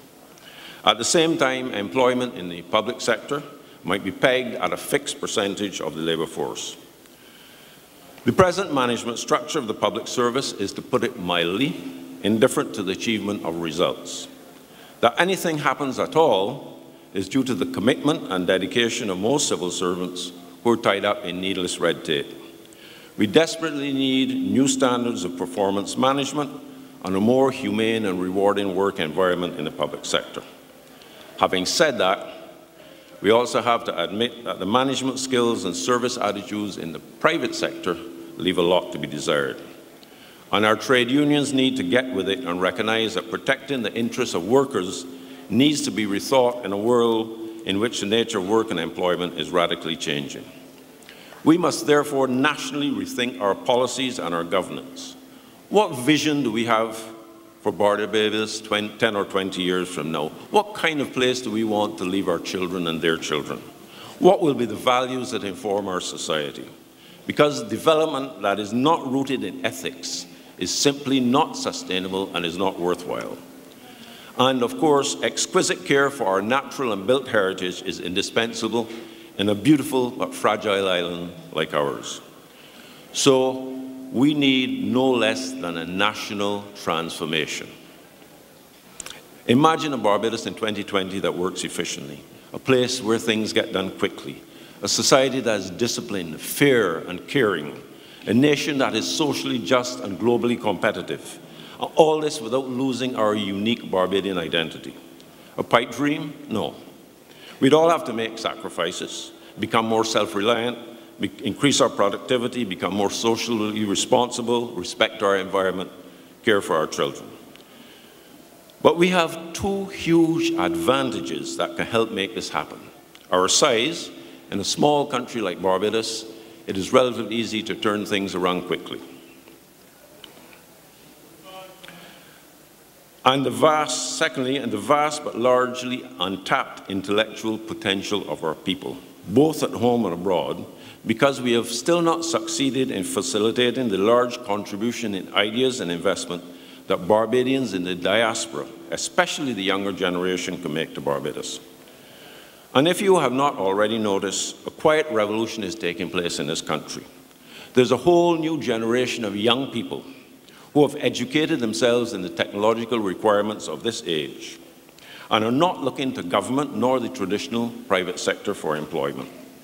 They are creating their own jobs. In addition, you have self-employed vendors. We have to get rid of our colonial attitude to street vending in Barbados. It is a vibrant school of entrepreneurship and a tremendous tourism attraction. In a couple of months' time, a British television series company is going to come out here to produce a program with a famous British chef. And what they're doing is looking not at our elegant restaurants, but they're looking at our street food all across the country. So we don't always appreciate what others appreciate. What this new entrepreneurial generation looks to government for is not protection or subsidy, but simply an enabling environment. Government, as presently constituted, including both the political and the bureaucratic directorates, can no longer govern as if the rest of the society did not exist. We need, in general, to create more participatory forms of governance. Otherwise, it is like trying to drive a 6-cylinder vehicle on only 2 cylinders. If we are to flourish in the competitive global economy of the 21st century, we must transform the way we as a society do business. We need a public sector that acts quickly and efficiently, a business community that is more innovative and entrepreneurial, workers who are more productive, and a society that is more self-reliant. So how do we get there? Here's my suggestion. The social partnership, in meaningful consultation with the Leader of the Opposition, should appoint a special task force of 12 of the best and brightest to guide the process of national transformation. Persons chosen should serve voluntarily, i.e. without pay. There are lots of bright, innovative women and young people out there who tend to be grossly underrepresented on bodies of this type. And please, no retired permanent secretaries over the age of 70. I reached that milestone yesterday.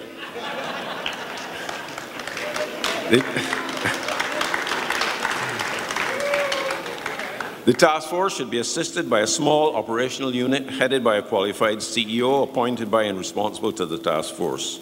The unit should work closely with such organizations as the National Initiative for Service Excellence, the National Productivity Council, the Office of Public Sector Reform, and the Cave Hill campus of the University of the West Indies. The task force should be accountable to the social partnership and through the Prime Minister, to the Cabinet, Parliament, and the public. Funding for the task force should be sought primarily from the international financial agencies with the external accountability that implies. A national public awareness campaign should be launched at the same time as the task force to galvanize the public into action and to get them to become enthusiastically involved in the process of national change. The action-oriented body should be tasked with two fundamental objectives. One, crafting a model of governance of Barbados for the 21st century, and two, mapping a trajectory of national transformation. Let's look at the governance issue first. My opinion is the best approach is to start with a clean slate and without reference to existing governmental institutions, brainstorm and decide in a very short time what precisely should be the purposes and functions of a government in Barbados in the 21st century, by what entities those functions should be carried out, and how those entities should be structured. When the task force has come up with such a blueprint and has consulted widely on it, then it should compare it with the existing public service and work out a plan for how we get from here to there. The blueprint would have to be approved ultimately by the social partners and Parliament. The advantage of this approach is that you start by thinking outside of the box and avoid the trap of trying to make more efficient an entity that should not exist in the first place. Who on earth would want to make the BADMC more efficient? The second objective of the task force will be to come up with a program of national transformation with specific targets in all three sectors: government, business, and trade unions. The program should be planned within a time frame that allows both fundamental restructuring and the achievement of early results by addressing some immediate and well-known problems capable of quick solutions. And we don't have to reinvent the wheel. There are many public documents gathering dust that are teeming with excellent ideas. The reports of various commissions and the National Strategic Plan, for example. Let's look at some of these targets, and bear in mind these are just suggestions. By 2020, reduce the size of the public service by 25%. This might be achieved by hiving off activities of the private sector, a recruitment freeze, not filling vacant posts, redeployment within the public service, and voluntary retirement schemes by which staff in designated grades could leave the civil service voluntarily with immediate retirement benefits and composition. There need not be any mandatory layoffs. By 2020, cut in half the average time it takes to issue any permission, approval, or to deliver a service. This could be achieved by ministries' department making greater use of information technology, re-engineering and streamlining service delivery processes, and setting up virtual networks of all players involved in each regulatory or service delivery process. Every citizen should have the right to know exactly at what stage his or her application is at all times. As far as the private sector is concerned, one target might be to increase the management skills in that sector to international standards by 2020. Another, to reduce the time for delivering professional legal services by 50% by 2020, and if necessary, amend regulations that require legal involvement in routine business procedures. Ensure that Barbados has the cheapest and highest bandwidth in the region by 2020. Promote much greater digitization and export via broadband connection of professional services such as legal, accounting, medical, engineering, architectural, and so on. The trade union movement has been the bedrock of our social progress and stability in Barbados. But the movement must adapt to a radically changing work environment.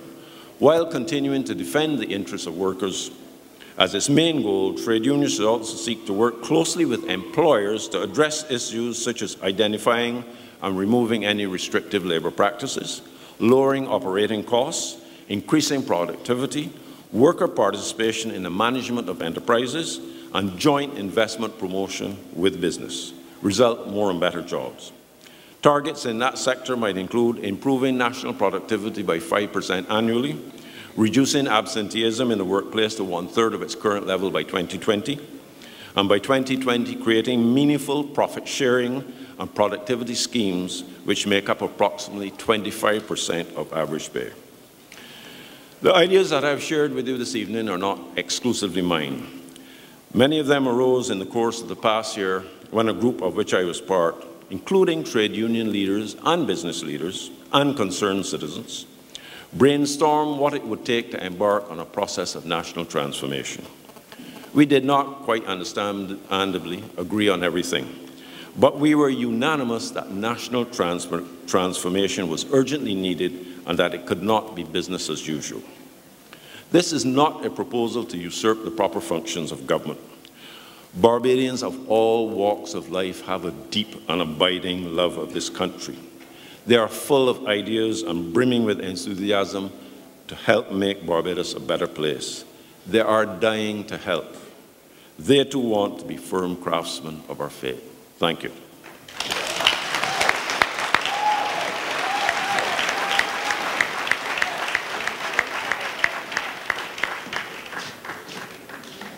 A round of applause once again for Mr. Keith Laurie, bringing some views as to how some of the things can be straightened out, especially problems and issues within the civil service can be straightened out throughout the coming years.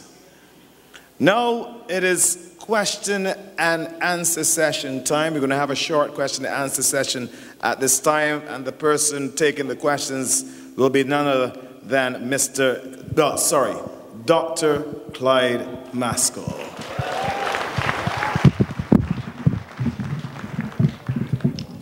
Yeah, good night. I just want the audience to know, first of all, that these sessions are designed not to be purely political.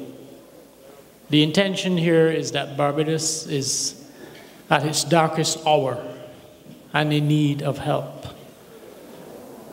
That was preached before, but the reality is that we now know it to be true.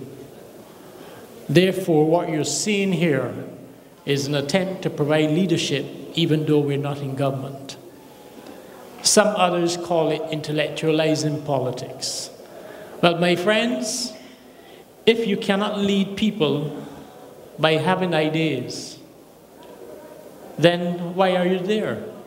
And precisely the lack of intellectualizing politics has caused us now to be at our darkest hour. Therefore, the intention here is to give you the opportunity to ask questions and to contribute to this session. Feel free.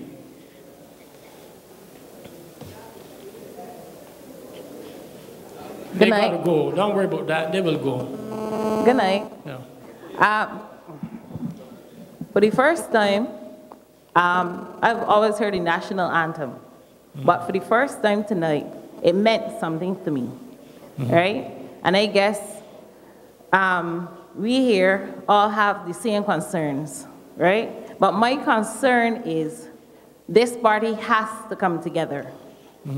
It needs to come together, because if they do not come together, then all of this is nothing. Well, I was really hoping that you wouldn't go there, because... But it has to be said. I understand that, but the truth is, right now, there's not even any need for that to be discussed.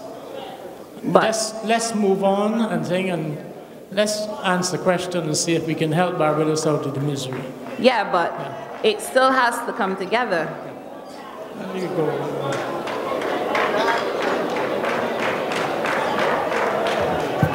My good friend, be of good cheer.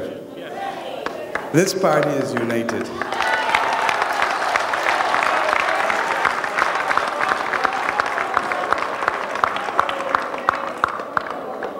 name me the human being that is perfect, Bishop Wood, and I will name you the human being that is coming close to literally trying to mimic God.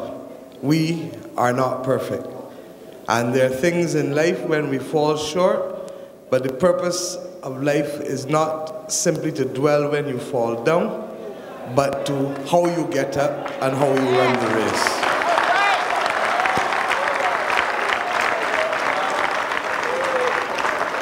What this country faces is so grim and so serious that we do not have the luxury of being distracted by anything at this point.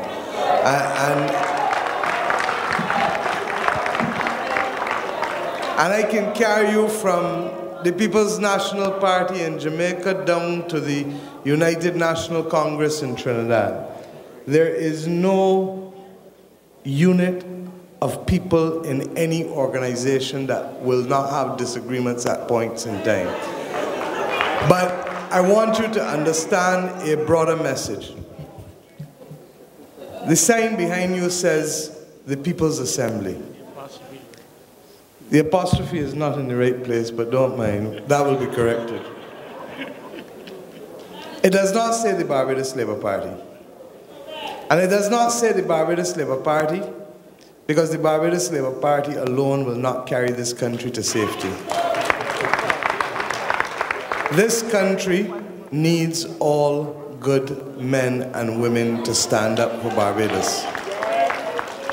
And you will therefore recognize, and that's why I've asked Clyde to come and chair this session, because I want you to be able to ask questions.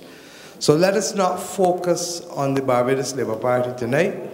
Let us focus on Barbados and trust in me as your leader that the Barbados Labour Party is united and will be ready to play its role. Question.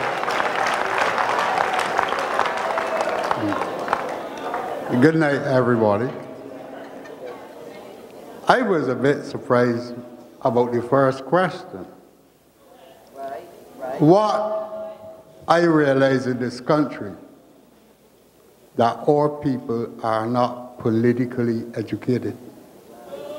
How could a country on a call-in program take up an issue about ONAFA and Mia Mottley when Sir Laurie asks a question, how did we get here? That is the most important question in the country. They said, how did we get here? He's speaking in terms of the country. And what is your question? My question tonight is what are we going to do pertaining to the unions? The attack that this party should take. I did it in 1994 on behalf of the Barbados Labour Party when I questioned the stewardship of Leroy Trotman. Many of you would recall there was a calypso that called him the old Grand Duke of York. I was the person who advocated that on the People's Pressure Movement campaign to destroy the Democratic Labour Party. Then, it seems to me I have to do the same thing again. Because naturally speaking, if Stuart is going to say that ONAFA has no confidence in Mia Mottley, do we, the workers, have confidence in the union? Give me your question. Give me your question. What is your question again? What the Barbados Labour Party is going to do pertaining to the non-performance of the unions in this country. Okay.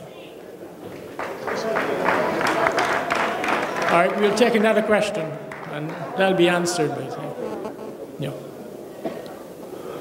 Good evening, brothers and sisters. It is a pleasure for me to be here tonight to hear two presentations, one by the good Bishop Wilfred Wood and Peter Laurie, both who I know very well. Them say very well, I have had communications with them. I'll get to the question. Peter Laurie, you outline a dynamic approach which support Sir Wilfred's recommendation. You're basically saying the same thing. But you have left out, and I want to know, how are the civil society are going to play a part in what you have proposed? I can see it coming from Sir Wilfred, but how would you say that that process, the social partners, how and when the civil society will be included? Thank you. Thank you. Yeah. Civil society, you understand? Do you have a...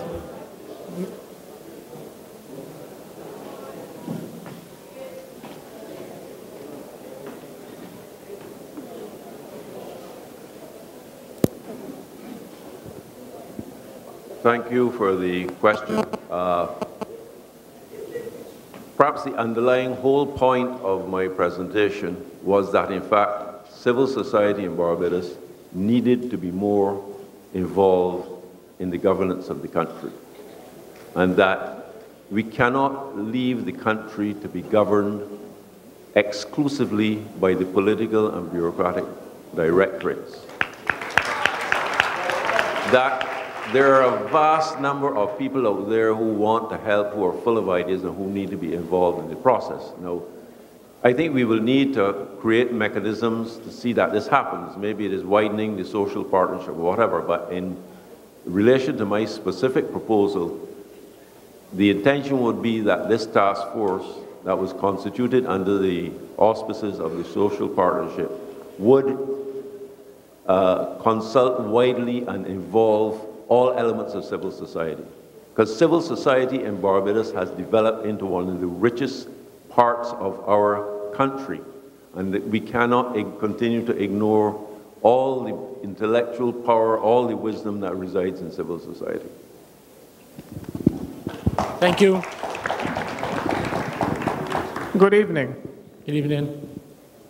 My question is, if for the last 6 years there has not been a wage increase in the public sector, and people's allowances have been taken away, and there has been so much increases in everything, and yet the public servants are able to live on the salaries they used to earn 6 years ago.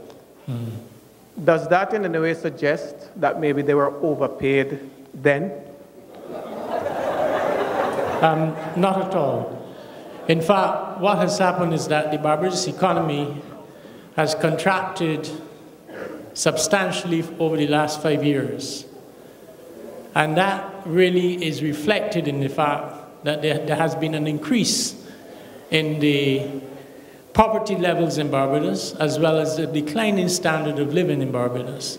So what you have, not that they're overpaid, but the fact that a government has been allowed to impose a wage freeze without having a legal contract with the unions of Barbados. In short, the unions permitted the government to freeze the wages of Barbadian workers to their detriment.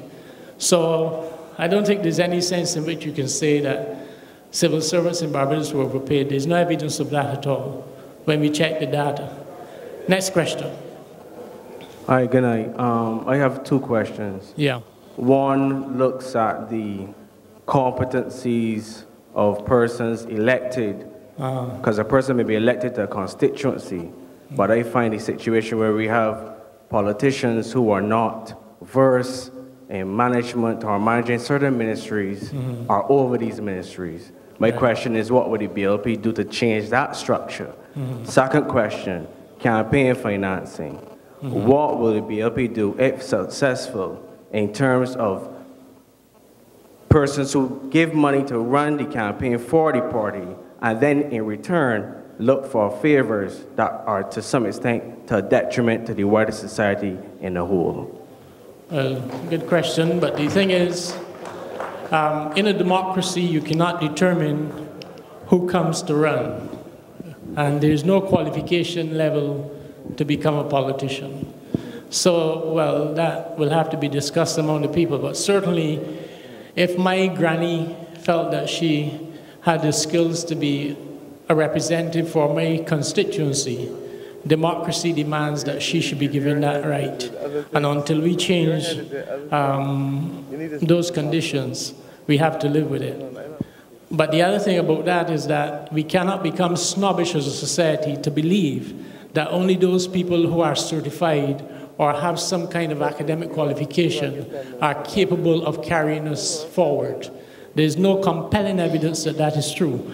In fact, when you look at presidents and other politicians all around the world who may be deprived or denied, they're still able to carry their country forward. So what is more important is that the people contribute to the process. The question of financing of political parties will remain. If we can find ways of ensuring that the public purse is used to do that, we would be able to get rid of some of the existing practices that we all know about. But that, again, is another discussion for another time, because that is a serious thing to be discussed in the body politics of Barbados. So that's a serious question you're asking. Yeah. I would just say on the last one that we have already committed at annual conference this year in a resolution passed by the highest decision-making body of the Labour Party to a program of campaign finance reform. We believe that there is a cost to democracy and that the state must protect its democracy by ensuring that we insulate the country and parties from undue influences. Thank you. Hey, good night. Well said. Good night, Dr. Masco. I have purely economic questions for you. Given that the governor... Before you... It doesn't mean because I'm taking the questions that they have to be targeted at me. We've had two excellent contributions from the two visiting professors, I call them, because the quality of the presentations have been exemplary. And I think that they might have, in fact, taught some of our politicians that these are the kinds of standards that they aspire to, even when they perceive that the environment is political. However, you move forward. All right, question for the last presenter. I cannot remember your name, sir. My apologies. Dr. Laurie. Peter Laurie, Mr. Laurie.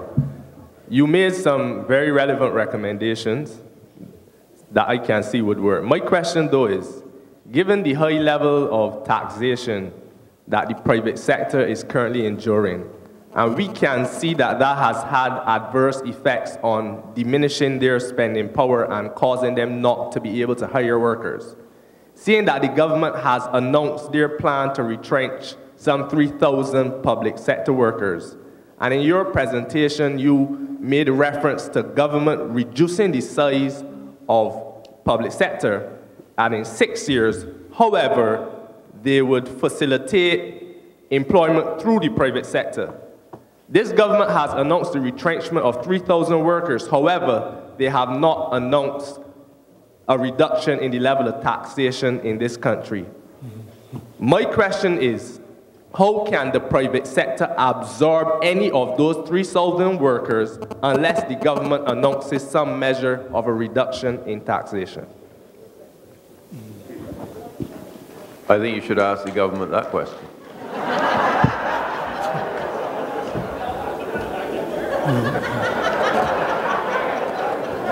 All right.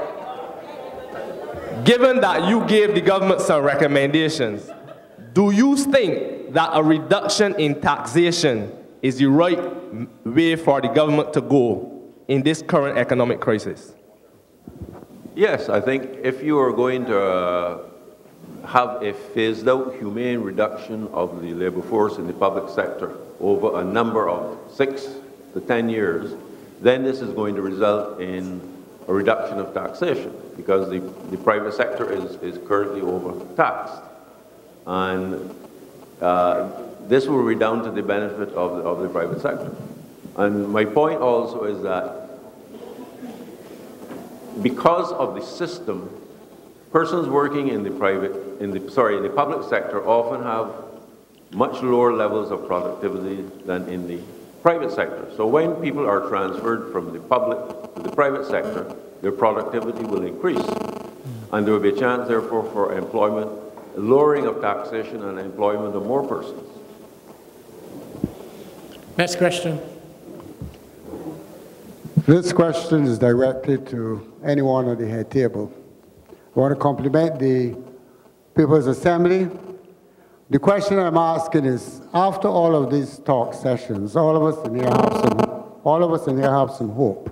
Hope for a different Barbados. After these talk sessions that we're having, what next? What is going to happen to this country in terms of action?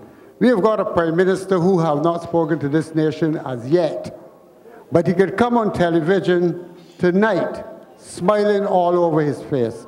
I'm just asking the head table, shortly, or asking anyone, the leader of my party, what is our plan for betterment as far as Barbados is concerned? Thank you. Thank you. You want to answer? What next after these sessions? Mark, I don't think that as a person who is tutored in life, as you are, you would expect me to answer that question at this stage. Our duty is to hear from the people first, and once we understand, the truth is that the response to these people's assemblies have been beyond our wildest imagination, because people say that Barbadians do not want to come out, and Barbadians do not want to speak out. And two things happened in this experience. One, I want to publicly salute Bishop Wood, Dr. Laurie, Ari Russell, Ralph Taylor. They are not members of the Barbados Labour Party, but they have been courageous enough to stand and to speak on a platform that is shared with us, but is not a BLP platform.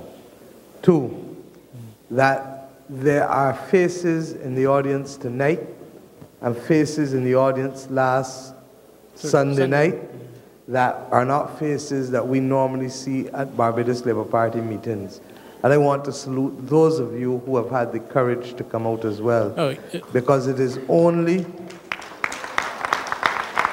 Marcus?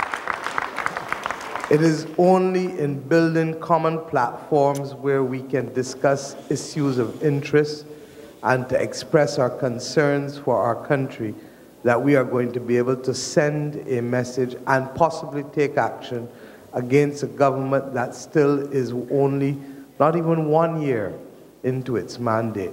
This is a unique situation. Barbados went to the polls less than 12 months ago. Barbadians feel that they have been betrayed because they were promised a program of no layoffs and no sell-offs. And whether we like it or not, what is engaging the national conversation now is a false debate that even these layoffs will bring us to safety. They will not carry this country to safety. We have spoken, Clyde, you know, Owen, myself, all of us, and have advised, and in fact, Mr. Sanford's question, Lloyd's question, is relevant in that context. How did we get here? We got here by ignoring the things that were being said in 2008, by imposing the largest ever taxation at the very time that the companies in this country and households needed to be able to get an ease to stabilize themselves. We got here by 2009 projecting that government could continue to spend as if there was no limit. as if there was no limit to government's resources, even though they were advised that the deficit that they would run would in fact turn out to be in excess of 8% when Mr. Thompson said he was proposing to run it only at 5%. And how and what was he spending the money on? Not a capital program to stimulate investment as a one-off activity, but the expansion of employment at the same time that there was a contraction in private sector jobs. We have lost 10,000 jobs in the private sector. We have added 4,000 jobs in the public sector. We have a country that is not broke, but a government that is broke. We have banks that have liquidity, but cannot lend money to the government of Barbados. And we now have a situation, and perhaps this is as good a time for me, to, rather than me speak to you tonight, I will answer questions. That we have a central bank that has published a report today that is scandalous in its omissions and its political rhetoric, but that reflects one point that is important, that the government of Barbados for the first 9 months of this financial year has relied on the central bank and the national insurance scheme to provide 75% of the financing of its deficit. Or to put it in raw terms, that the government has taken $445 million out of $597 million in financing from the Central Bank of Barbados and the National Insurance Scheme. Now, Clyde can put it in context for you. This is unheard of. This is scandalous. This is carrying us to the very brink of our existence.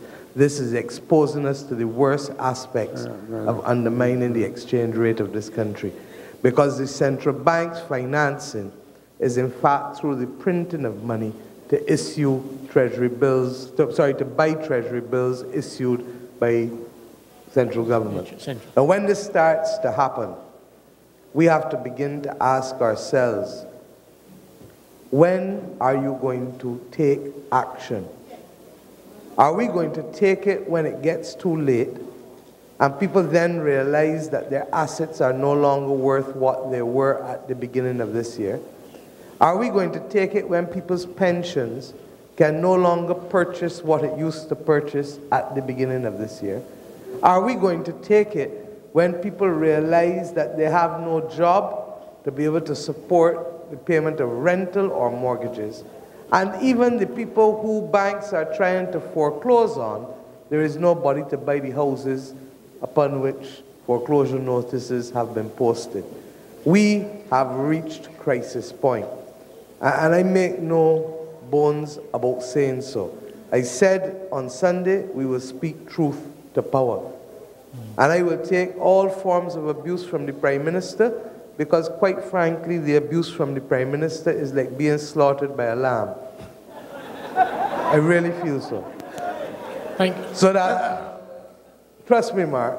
Trust me. Okay. I do not believe in playing the ball before it is ball. I just want a minute, and I want to thank you. I want to personally thank you for taking time out to explain my question to the audience. And I want to appeal to the audience now.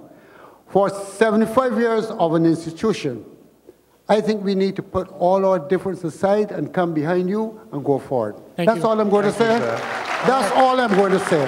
Thank you. Thank you. Next question. Good night. I want to say good night to everybody. Not hearing you. Yeah, even being here tonight is important to me. The mere fact that you guys sitting up here shows the interest, or it shows how important this is to everybody here represented. But I don't have any questions. I have solutions. I have answers. I don't have any questions to ask you guys. I have solutions. I have answers, because growing up in Barbados, you understand what I'm saying? Sometimes, like for instance, you don't have to go to college to learn how to drive a vehicle. You get an instructor and it shows you how to drive a vehicle. So what I'm saying is that there's certain things so simple that a person can educate himself. You know what I mean? But for for the standard, the world standard is that you have to go to school, you got to study for these years, you get your PhD, you get your master's. But say for instance now, two people went to study. They're studying the same thing, and at the last minute, one person dropped out. So he wasn't able to go and graduate, collect his PhD, whatever. But here the next person, they studied the same amount of time, whatever, but he don't have a paper to say, well, I have a PhD. So what I'm saying is that I realize like, these things are simple. You understand what I'm saying? They're so simple that they're right in front of our eyes. And sometimes we can't even see them because we are battling and we are fighting because people went to school and stuff like that. So, but they're not really getting to the real situation because it's like, it's this educational battle. You understand what I'm saying? And they're not really focusing on the real issues. So what are the real issues for you? Pardon me? What are the real issues for you? All right, the real issues for me is like, I never worked for the government before. I have no need to. I mean, if it gets to that point and I decide, well, I want a government job, then that's my choice. But I have been to the government already for assistance in terms of leaving Barbados on a government program going overseas. And what I'm saying is that I can do that tomorrow. It's nothing preventing me from going out of Barbados to start a life. But you want to stay here? I want to stay in Barbados. Why? Why? Because there's no place like home. Thank you. The other day someone mentioned that where's the best place you ever went in the world? But I went to a lot of places, visited a lot of people, see a lot of stuff, but there's no place like home. Correct. And as I'm saying, I ate a lot of food, tried different food and stuff like that here. So, but when your grandmother or your mother cook, you want to have food. So we will engage you. We will engage you after. I don't really want to take up the mic too much. Thank you. We'll engage you after. Yeah, no we'll problem. talk to you after. Yeah. Question. We'll talk to you after. Can I speak now? Can I speak now? Yeah, of course. Question. Question, please.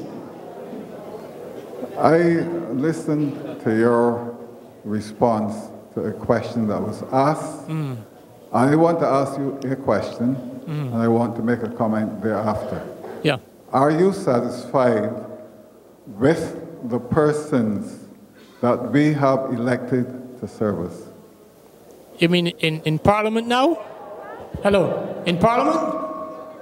Yes, because I got the impression that you're saying because we shouldn't be snobbish and you should have some type of academic qualification. And that was implied to be in Parliament. What I'm trying to say... Hold a minute. You heard me say that?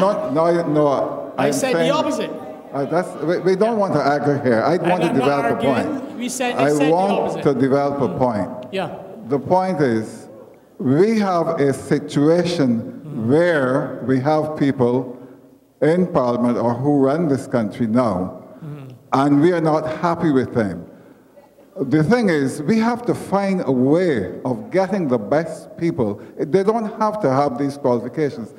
The Bishop Wood, for example, his father-in-law, I don't think he was any academic, but he was one of the best parliamentarians we have. So what I'm trying to say, we need to look for a process where we can get the very best people. I'm not saying you can get a carpenter, you can get a mason, you can get a laborer, whatever, but the best people to run the country. That's what I'm saying. Okay, what's the question? No, my question is, I asked it before, Yeah. Are you satisfied with the people we now have? No. Okay, good. Thank you very much. So therefore, I am... Yeah. Next question. No, therefore, Yeah. I notice that we're getting something here. A meeting of this kind is to hear views, I take it. Correct. The other thing I heard at this But meeting... yeah, because you want to give men Okay, I'm going to leave now. Yeah. The other thing is this. Be very careful that, as I said the other night, that we're not preaching to the converted. We have a meeting like this, and there are all types of people here, and therefore, when we're talking always, because I found there was a little slant towards, well, BLP. Recognize that there are other people here, like Dr. Laurie, and some of us who are not affiliated, but would like to offer some suggestions.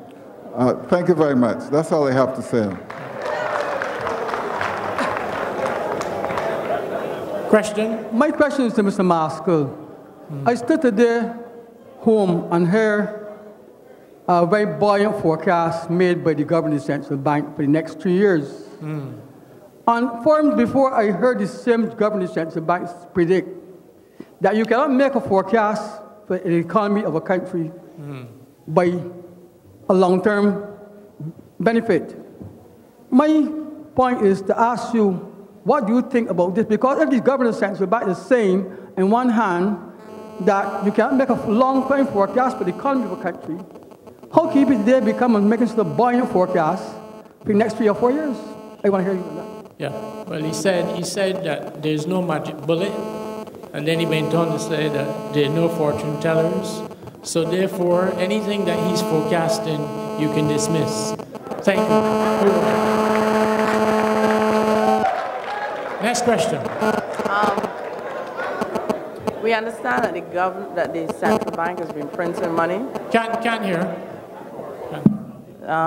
The central bank has been printing money to finance the deficit. What is the legal limit? Is there some way is there some legislation that prevents them from going over some proportion of GDP or something that prevents us from going down this road? Or they can just do it ad infinitum until the currency totally collapses? Okay, very good question. There are two things. There is something called an overdraft facility that the central bank has with the government. That is 10% of the estimated revenue in a given fiscal year. So if the government is predicting that it will receive $3 billion in any given year, the overdraft limit at the central bank is $300 million. So that's a limit by law. The next limit is on the ability of the central bank to hold what we call primary issues or securities. They come in the form of treasury bills. In Jamaica, there's also a limit of that amount which the central bank can hold. In Barbados, the discretion for holding that limit is at the central bank, the governor, and the board. The problem is that in 2011, September the 30th, the central bank moved that limit from $120 million, that is determined by the board, to $250 million, and that was to be temporary at the end of March 2012. They are now holding $415 million in treasury bills. That is unsustainable because it is the same thing as printing money in the overdraft facility. Now, the problem with printing money is like a helicopter going over the land, releasing money. You pick up money, I pick up money, Jerome does, Mia does, Rav Thorne does, and we go to institutions, retail institutions, and buy. But we did not earn the money. And therefore, that causes a leakage of foreign reserves because every dollar spent, about 60 cents goes out in the form of imports. That is the greatest threat to all foreign reserves. So it is unsustainable for any government to pursue that path. Barbados is already at that stage, and therefore that's why we saw, after April, the dramatic decline in our reserves at the central bank, and there was no explanation. I'll end on this. How could you not know what caused the reserves to decline when every day, the central bank produces a daily position that explains the inflow of reserves and the outflow? So therefore, all it requires is for you to sum the inflows and the outflows and admit what the truth is. Next question. One more question. As concerned citizens, what set of steps do we need to take in the absence of an election to move this government?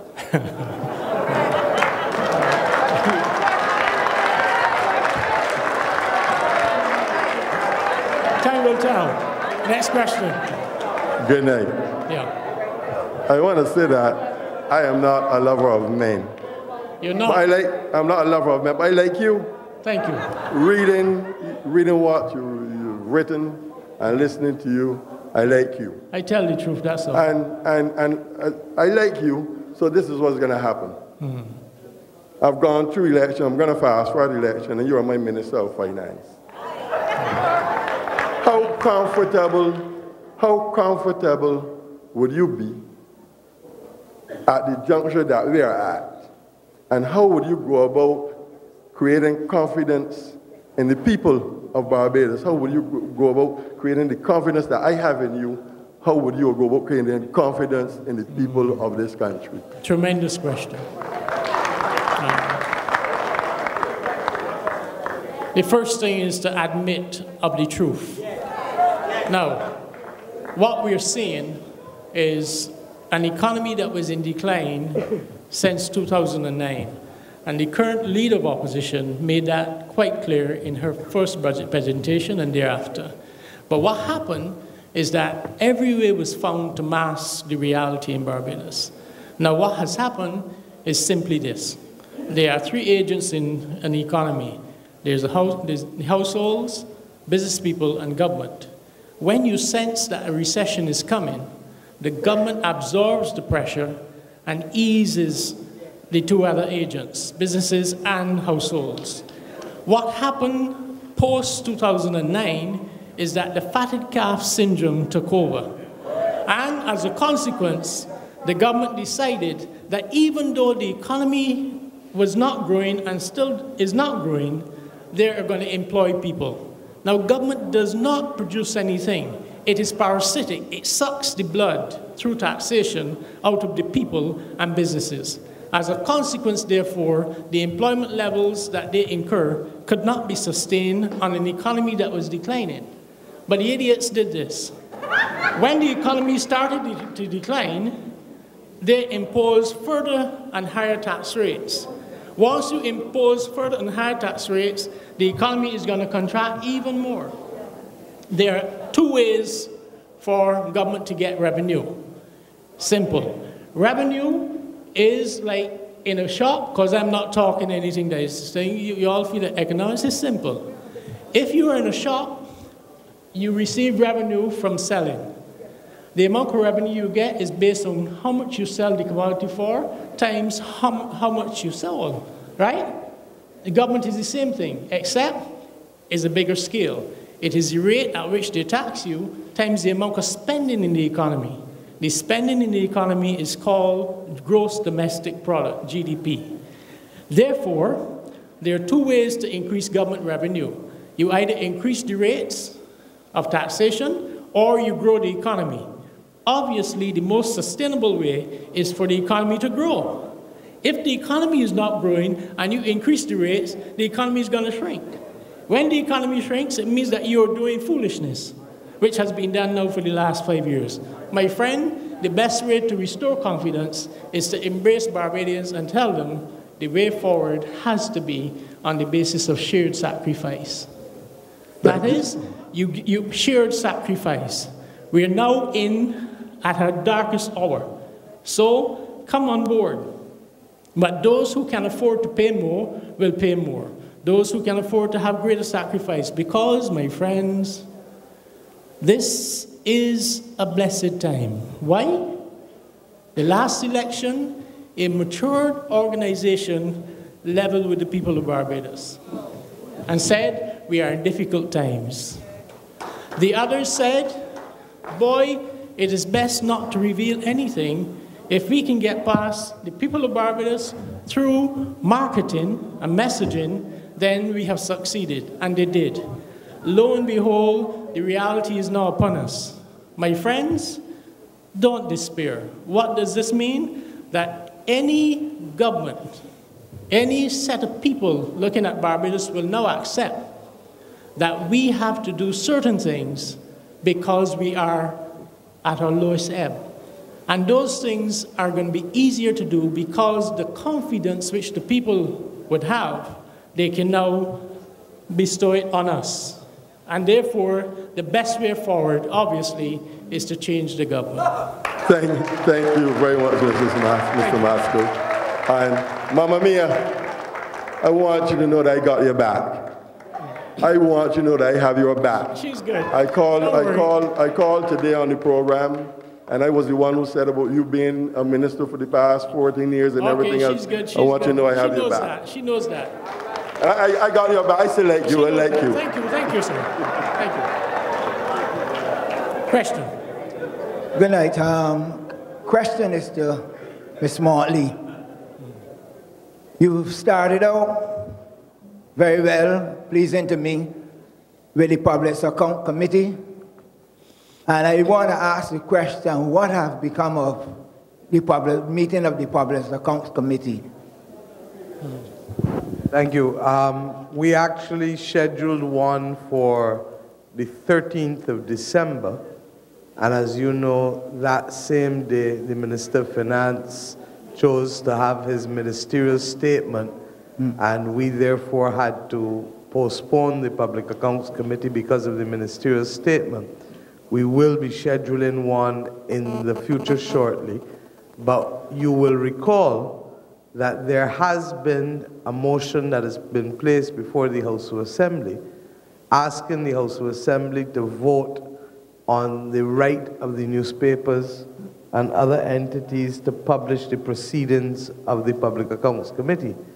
Regrettably, that vote has not been taken in the House of Assembly, but we have made a determination that with or without it, we are resuming the proceedings of the Public Accounts Committee.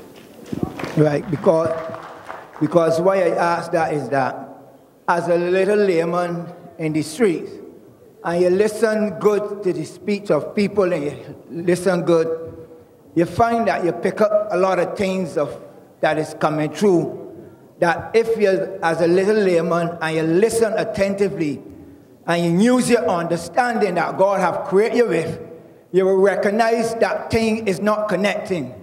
And I always hear, and I will always hear the talk going around is that, you know, you would like to see, most of the time you see that the little small man, you mostly find him before the courts. I look forward for the day, and I will always say, when will we see a politician behind bars? Because when you sit down and you listen and you attentively and you observe a lot of things that is going on, you find that a lot of things ain't adding up.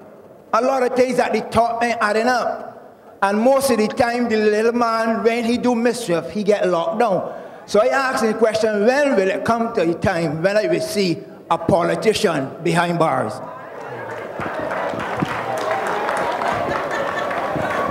I think that it was on this same platform a couple years ago that I made the point that there cannot be two laws in this country. You know, I represent a constituency where people go and sell, sometimes in Swan Street without a license. Not because they want to break the law, but because they got to make a living for the family.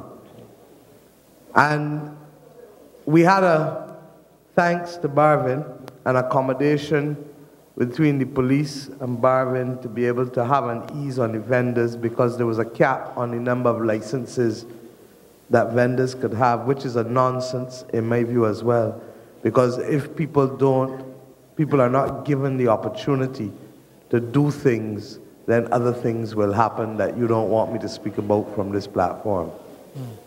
But when CLICO could sell 2,300 policies against the orders of the supervisor of insurance illegally and still remain outside of the law,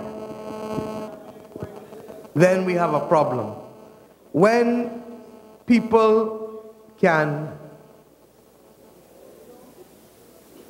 be arrested after the death of another human being and not spend time in prison when others have to spend time in prison for the same thing, then we have a problem in this country. And I can literally go through over and over, and it's not about politicians alone, my brother. It is about all people being equal before the eyes of the law. And that is the society we must have. Equally, my greatest dream for this country is that not only should that be the case in respect of the application of the law, but it should also be the case in relation to the opportunities of the country. That a child born in Belle Plaine or in Gemswick grows up, goes to Allen School or Princess Margaret, has a great idea, does not need to know a fella to call a shot for them, can go into a bank in this country and get it financed, can go and access accommodation from the IDC or whoever without having a fella call a shot for them, and can provide for their family simply because we have a society that is open and free enough to accommodate people irrespective of the circumstances of their birth. And if we can make that our objective, then we create a just society that admits of entrepreneurship and innovation and justice, and that we start to recognize that, you know, the old people, Jerome heard me say this in New York last year, the old people used to tell us all the time as children, open the windows and air the house. Yeah? Well, the windows of the nation need to be opened, and the nation of Barbados needs airing. And the perception and the generalizations that take place in this society are killing us. Equally, we are operating on the fumes of a Barbados that performed well in the 50s and 60s and 70s and maybe 80s and 90s. And we need now to recognize that fumes will not carry us any further, and that this democracy, as well as the quality of life that we have, can only be sustained by rolling up our sleeves and working towards it and creating the opportunities in a fair and just way. A society that sees the same 2 or 3 companies earning every single contract from this government that is over $10 million is one that we have to start to question. It is unacceptable. And I don't care whether it is BLP, DLP, GLP, FLP, KLP, it is unacceptable. We have to have a tolerant society, an open society, a just society, but one that equally recognizes the need to be competitive. Thank you. Thank you. I have really to ask a very simple, possibly even rhetorical question. We went through 5 years of hell. We are going through more hell. Down the road is the furnace in hell. And I would like to know, in reality, we've only just completed a year now of this term. How long do people think? You think we could survive 4 more years of this? I mean, in reality, so something has to be done. And I think what a lot of people here are asking, and Ms. Mottley to some degree said, well, you know, we have to get people's opinions and formulate the plan and whatever, and I agree with that. And she's not going to obviously say, we're going to let out 2 big dogs and they're going to rush at the people. You understand? But the point still is, the people at some point will have to face it, that they will have to react. And whatever form, don't get me wrong, I'm not advocating any unrest or anything like that, but I'm a person that I deal in reality. And I think you didn't answer my question, but everybody did. We can't survive 4 more years of this. Now, I will just, sorry, you wanted to say? I have a poem here. I'm not going to read it because it is 12 verses and 3 pages. But I will read you the last verse of it, which is 5 lines. Dear God, please come and rescue my little island Barbados. Give us back a government we can trust. Even Dominica and St. Lucia, them so now laughing at me. Frog ain't got no right in salt water. how the hell we get in the sea?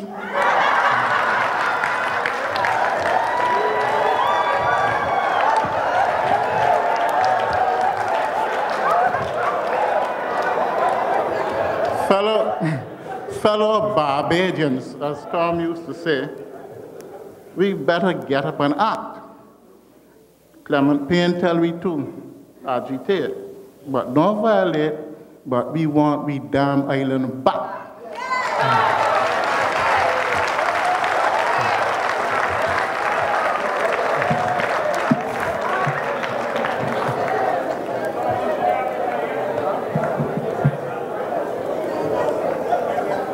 Good night, ladies and gentlemen. Yeah. Right. Good night, ladies and gentlemen. The question I really wanted to ask, that I haven't heard asked for the entire afternoon, Mr. Maskell, is Dr. Maskell, sorry. How do we get out of this mess, in light of the fact that we are hearing about the retrenchment of 3,000 to 5,000 public servants going home? What do you believe the government has to do in order to get us out of this mess? Because I recognize quite recently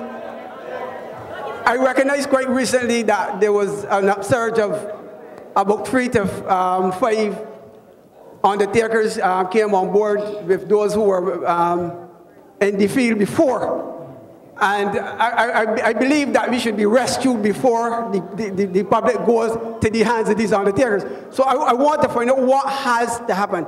Because when I listen to the Minister of Finance, Mr. Maskell, Dr. Maskell, I get in a sense of this looking back.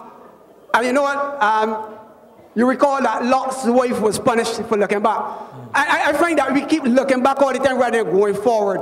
So I want to find out, in light of what is happening in this country at this particular point in time. Just let me, wait a minute. Let me answer this question. Let me ask him. I want to answer him. You want to answer? In order for the country to go, Chris and Frandel must go.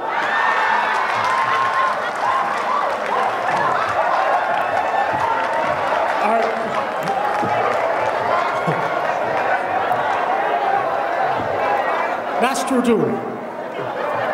But I just want to say this, because I just want to say this.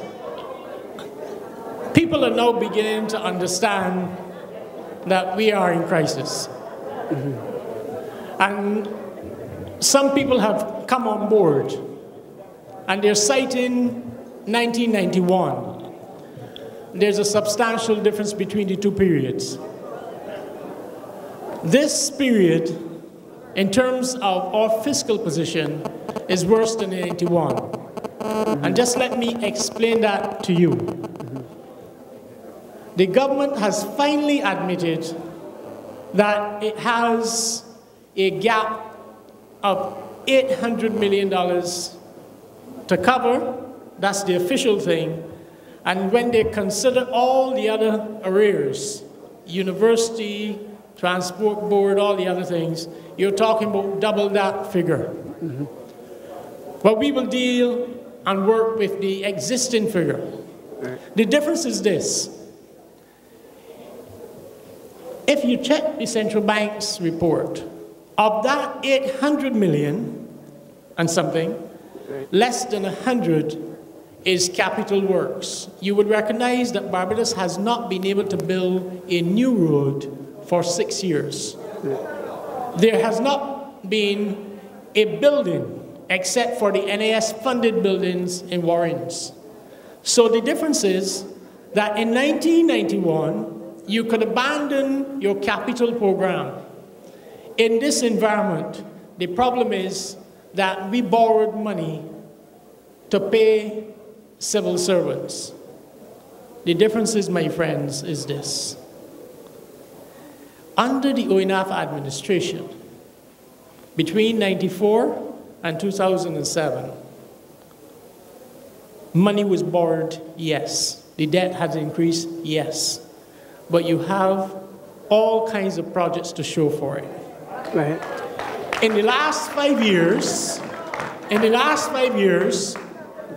more money was borrowed, and the debt is higher, increased by more than in the previous 14 years.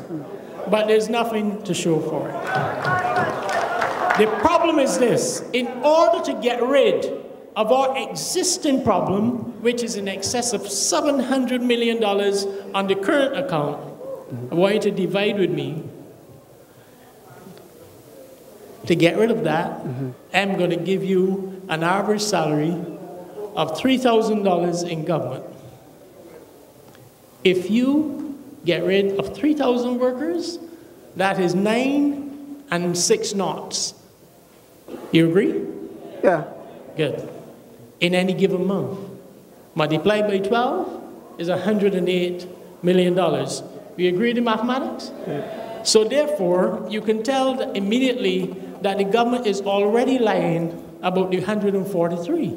Because if 3,000 workers will ease $143 million off your budget, then the average pay would have to be in excess of $4,700. And that is not the average pay of a civil servant. So already we know that that is a lie. The problem is this: if 3,000 workers are only accounting at an average salary of $3,000 per month for $108 million in relief, then you will have to multiply that by 5 times, in fact 6, which means 18,000 workers. So people understand, but just give you the maths. If 3,000 workers at $3,000 per month would cost $108 million per year, then by 6, 18,000 will cost you $648 million per year. And still you have not covered the gap of $700 million. So people think it will take 18,000 workers at that average salary to narrow the gap. So my friends, that is impossible. So I can safely say then that we were deceived then. Huh? So I can safely say that the country was deceived. If it was deceived? Yeah. If you can say it was the what? Deceived. But hear me out. But then if that is the case, that the country was deceived, right? If that is the case, then that the country was deceived, then there has to be a price to pay for the deception. The price to hold on. I believe the price that should be paid is that we go back to the polls as soon as possible and place this administration in the political wilderness till Her Majesty's pledge is known. That's a political issue. Yeah, question. Hi, good night. Good night, everyone. This question is focused to Mrs. Mottley. I would like to know directly, if tomorrow you was become the Prime Minister of this country, what will you first things to do to turn around the fortunes of this country? And I would guess like to you, if you were able to tell the people that it'll go on. I'm not hearing you clearly. Okay. Let me focus the question over again. If you was to become the Prime Minister of this country at any given time in the future, all right, what would you want your first things to do to turn around the fortunes of this country? As it seems that it's going bum. What would you do? One of the first things you would do to turn around the fortunes of this country? She can answer that. And I would be gladly to hear what you would say about that. The first thing I would do, sir, is to restore confidence and trust to the governance of this country. Unless you speak to people forthrightly and you build trust, you have nothing. Many of you have heard me use the phrase before that 2 eyes must make 4. And 2 eyes must make 4 because that's the only way people, first and foremost, will begin to establish trust. When trust is established, confidence there and thereafter emerges. You know, I don't have a stronghold BLP constituency. When the Labour Party won 3 seats in 1986, St. Michael Northeast was not one of them. I have to work every day for the confidence and trust of the people that I represent in St. Michael Northeast. And it is something that I value and treasure, having learned it for the last 20 years.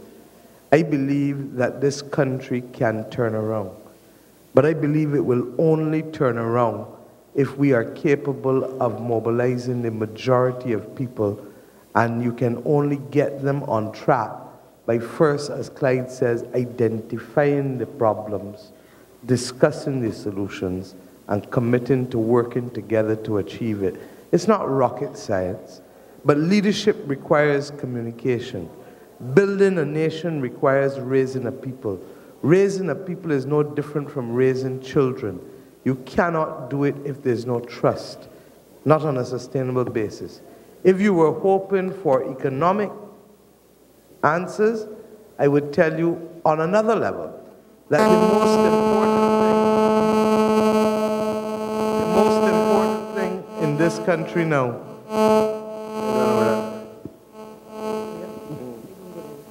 I'm finishing. Tonight is about the people. I will have an opportunity to speak to the country on Sunday in a State of the Nation address at Sherburne.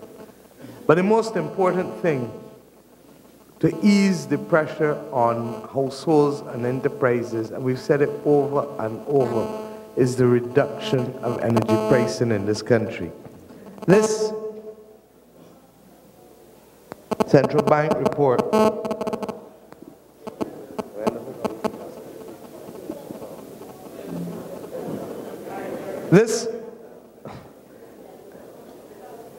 I suspect is a blessing from God. This central bank report makes bold to say that the inflation rate fell to 2% at the end of October 2013, reflecting primarily the decline in the international prices of food and fuel. The government of Barbados should be ashamed, because if you accept that the reduction in fuel prices internationally has led to a reduction in inflation to 2%, and you have it within your power to reduce the price at which the Barbados National Oil Company sells fuel oil to Barbados Light and Power, and you refuse to do so while allowing the Barbados National Oil Company to post profits of $53 million last year, $50 million the year before, 50 and 48 the years before that, when the only shareholder is the government of Barbados. That the government of Barbados is in fact profiteering at the expense of the households and the businesses in this country. And why is it important in the businesses? A hotel is one of the most intensive users of electricity in our country. And yet we know that one of the main reasons tourism is down for 24 straight months, a record unachieved at any other time in our history, is because of the uncompetitiveness of our tourism product. Yes, part of it is that the government cannot find the money to spend to market Barbados. That's part of it. We spent $89 million to market at the BTA, to market Barbados in 2011, and that drops ante to what, $54 million in 2012, and in 2013, $54 million again, in spite of the fact that Sinclair promised an additional $30 million, 50 million US, sorry, of which 12 million US would go towards the BTA to market Barbados. The problem was that that money was coming from the Inter-American Development Bank policy-based loan, which has not been negotiated or settled because the government has not been able to agree either to policy conditions with the IDB, and there has been no Article 4 IMF report. But that is only one reason why tourism isn't performing. Another reason why tourism and our product is uncompetitive is because of our cost structure. We increased water rates by 60%. David Thompson's government did in 2009.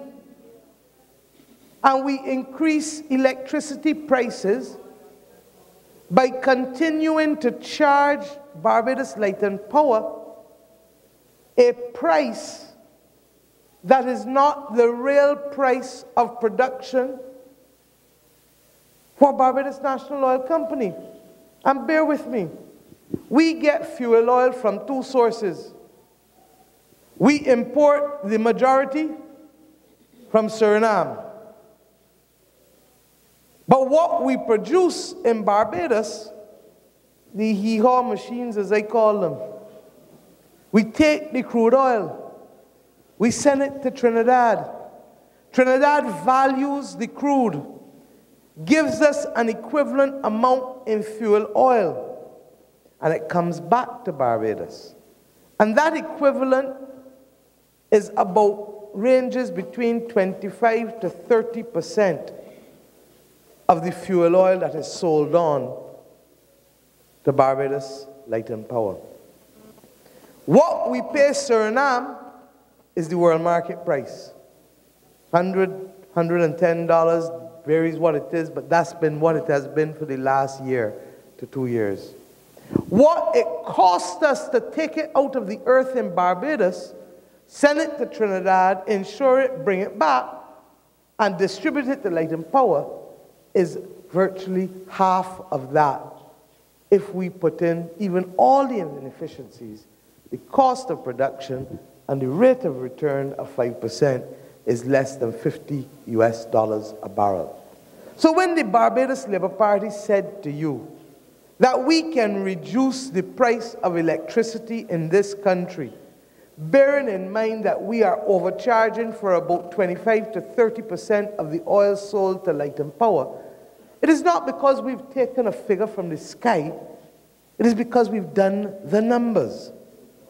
And the numbers tell us that right now you are paying between 40 and 43 cents per kilowatt hour in fuel charge. Go and check your bill. But that we believe that virtually overnight, even at reduced production of 700 barrels a day, because we left it at 1,000 barrels a day, these guys have reduced production by 30%. That even at reduced production, we can reduce the fuel oil price by 12 cents per kilowatt hour.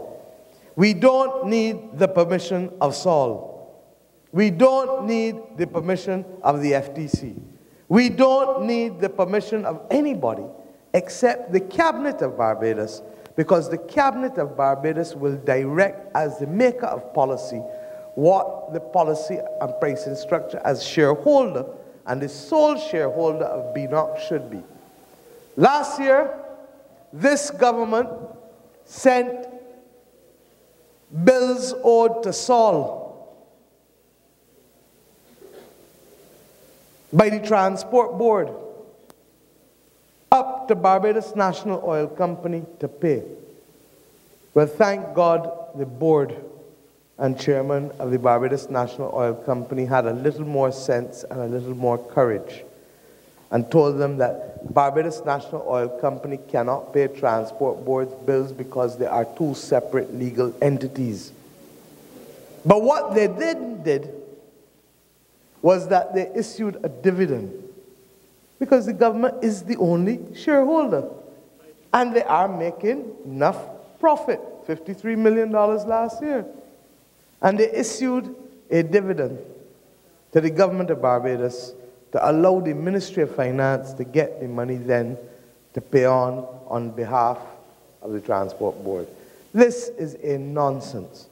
And I would like to take the Labour Party's name from it. Call it a Democratic Labour Party policy if that is going to give them comfort to implement it.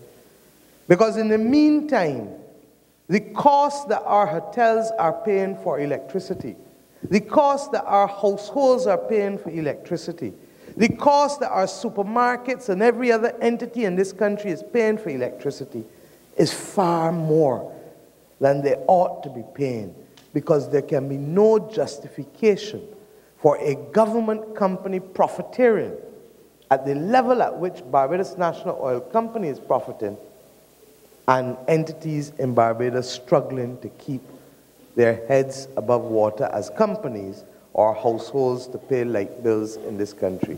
I don't know about you up here, Jerome, but I have people throughout my constituency now who on a regular basis do not have electricity, not in thousands, but in enough numbers that I have never seen in the 20 years that I have been in my constituency. And I'm saying to you that these are some of the first things that, in my view, from an economic perspective, that will find its way through every sector, Clyde, of the economy, every household. But to get back to the original point, the first thing above all else is the restoration of confidence and trust. If you do not trust me, I cannot motivate you to a higher purpose and to a greater level of productivity. And trust comes from speaking with people, not to people. And as we go forward as a country, we are going to find that it is not only important to set a strategic vision, but the process by which we get there is going to be as important as the vision that we set. Because process determines how I treat to you, how I treat with you, how I relate to you. And you cannot, Dr. Laurie said it, you cannot exclude a rich civil society from the building of this nation simply because we ignore the process of including them in the discussion and the decision making. Bishop Wood said it, that trust is important in the same way that he has called for a national movement of truth and honesty. But what we have now, and we all know it in our belly, is the ridiculous situation that we believe that a government that lied and betrayed the people can get us out of a situation that requires not 50% of the population, but 100% of the population, or 80%. But how are you going to get the commitment and participation of 80% if you have not been truthful with the people, and if there is no trust between you and the people? How is the government going to motivate you to the next step if you cannot believe their word between Friday and Monday? If the Prime Minister says a different thing from the Minister of Finance, who says a different thing from the Minister of Labor? How can you believe their word when every day there is a different story and a different version? In this central bank report, and I'll end on this point because I'm aware it's getting late. The Minister of Finance told us in August that he was setting a deficit for this fiscal year for us to reach of 5.3%. And that is why he was going to have $88 million in cuts and a consolidation tax and all these new taxes. He told us that is what his budget will achieve. We said, no, you can't get there. It is not true. He comes in December. And in December, he says that at the end of 2014, 2015, not this year, but next year, his deficit will be 3%. Same thing he said in August. Almost buried in this document is all of a sudden a new target, fiscal target, set not by the Minister of Finance, but by the central bank, that Barbados now will only achieve 8% at the end of March, and not the 5% that Sinclair told us. Though these numbers mean nothing to most people. You know what the difference is? That we will run $250 million more in debt at the end of March than the Minister of Finance told you that he would run in August. $250 million more. Even sending home the workers that he is sending home. And you know what 250 million is? Clyde just told you. That is the equivalent of almost twice the amount he says he will save by sending home 3,000 workers. So that he is running money debt. 250 million more. Now, is there any wonder that we have had 3 downgrades in 18 months, both from Standard & Poor's and from Moody's? And this is the kind of thing that we're talking about. That targets are changed. Not because people have the courage to come and tell the country that we have failed yet again to meet the target we set, but because surreptitiously it is like a moving target. You cannot run a country in this way. And if people don't trust you, they're not going to pull in the same direction with you. And if you don't make the time to talk with people, they are not going to share the ideas that you want them to share to turn this country around. So I hope that that gives you a sense of not what we will do, but as importantly, how we will do it in rebuilding Barbados and carrying us back to a country that people can feel there is opportunity, and that people will feel that they do not, my star, have to run from in order to make a living. Thank you.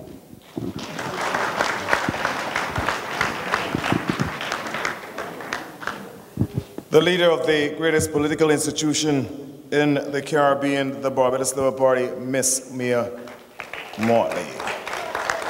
To let you know that on Thursday, the People's Assembly continue at St. Leonard's at 7 o'clock. That's this Thursday night. I can tell you that Harold Hoyt will be an independent speaker along with David Comensong. And the State of the Nation address this Sunday at Sherburne Conference Center at 6 p.m. You must be there. From all of us, the leader and the General Secretary, along with the Executive and the National Council of the Barbados Labour Party, I wish you all a good night.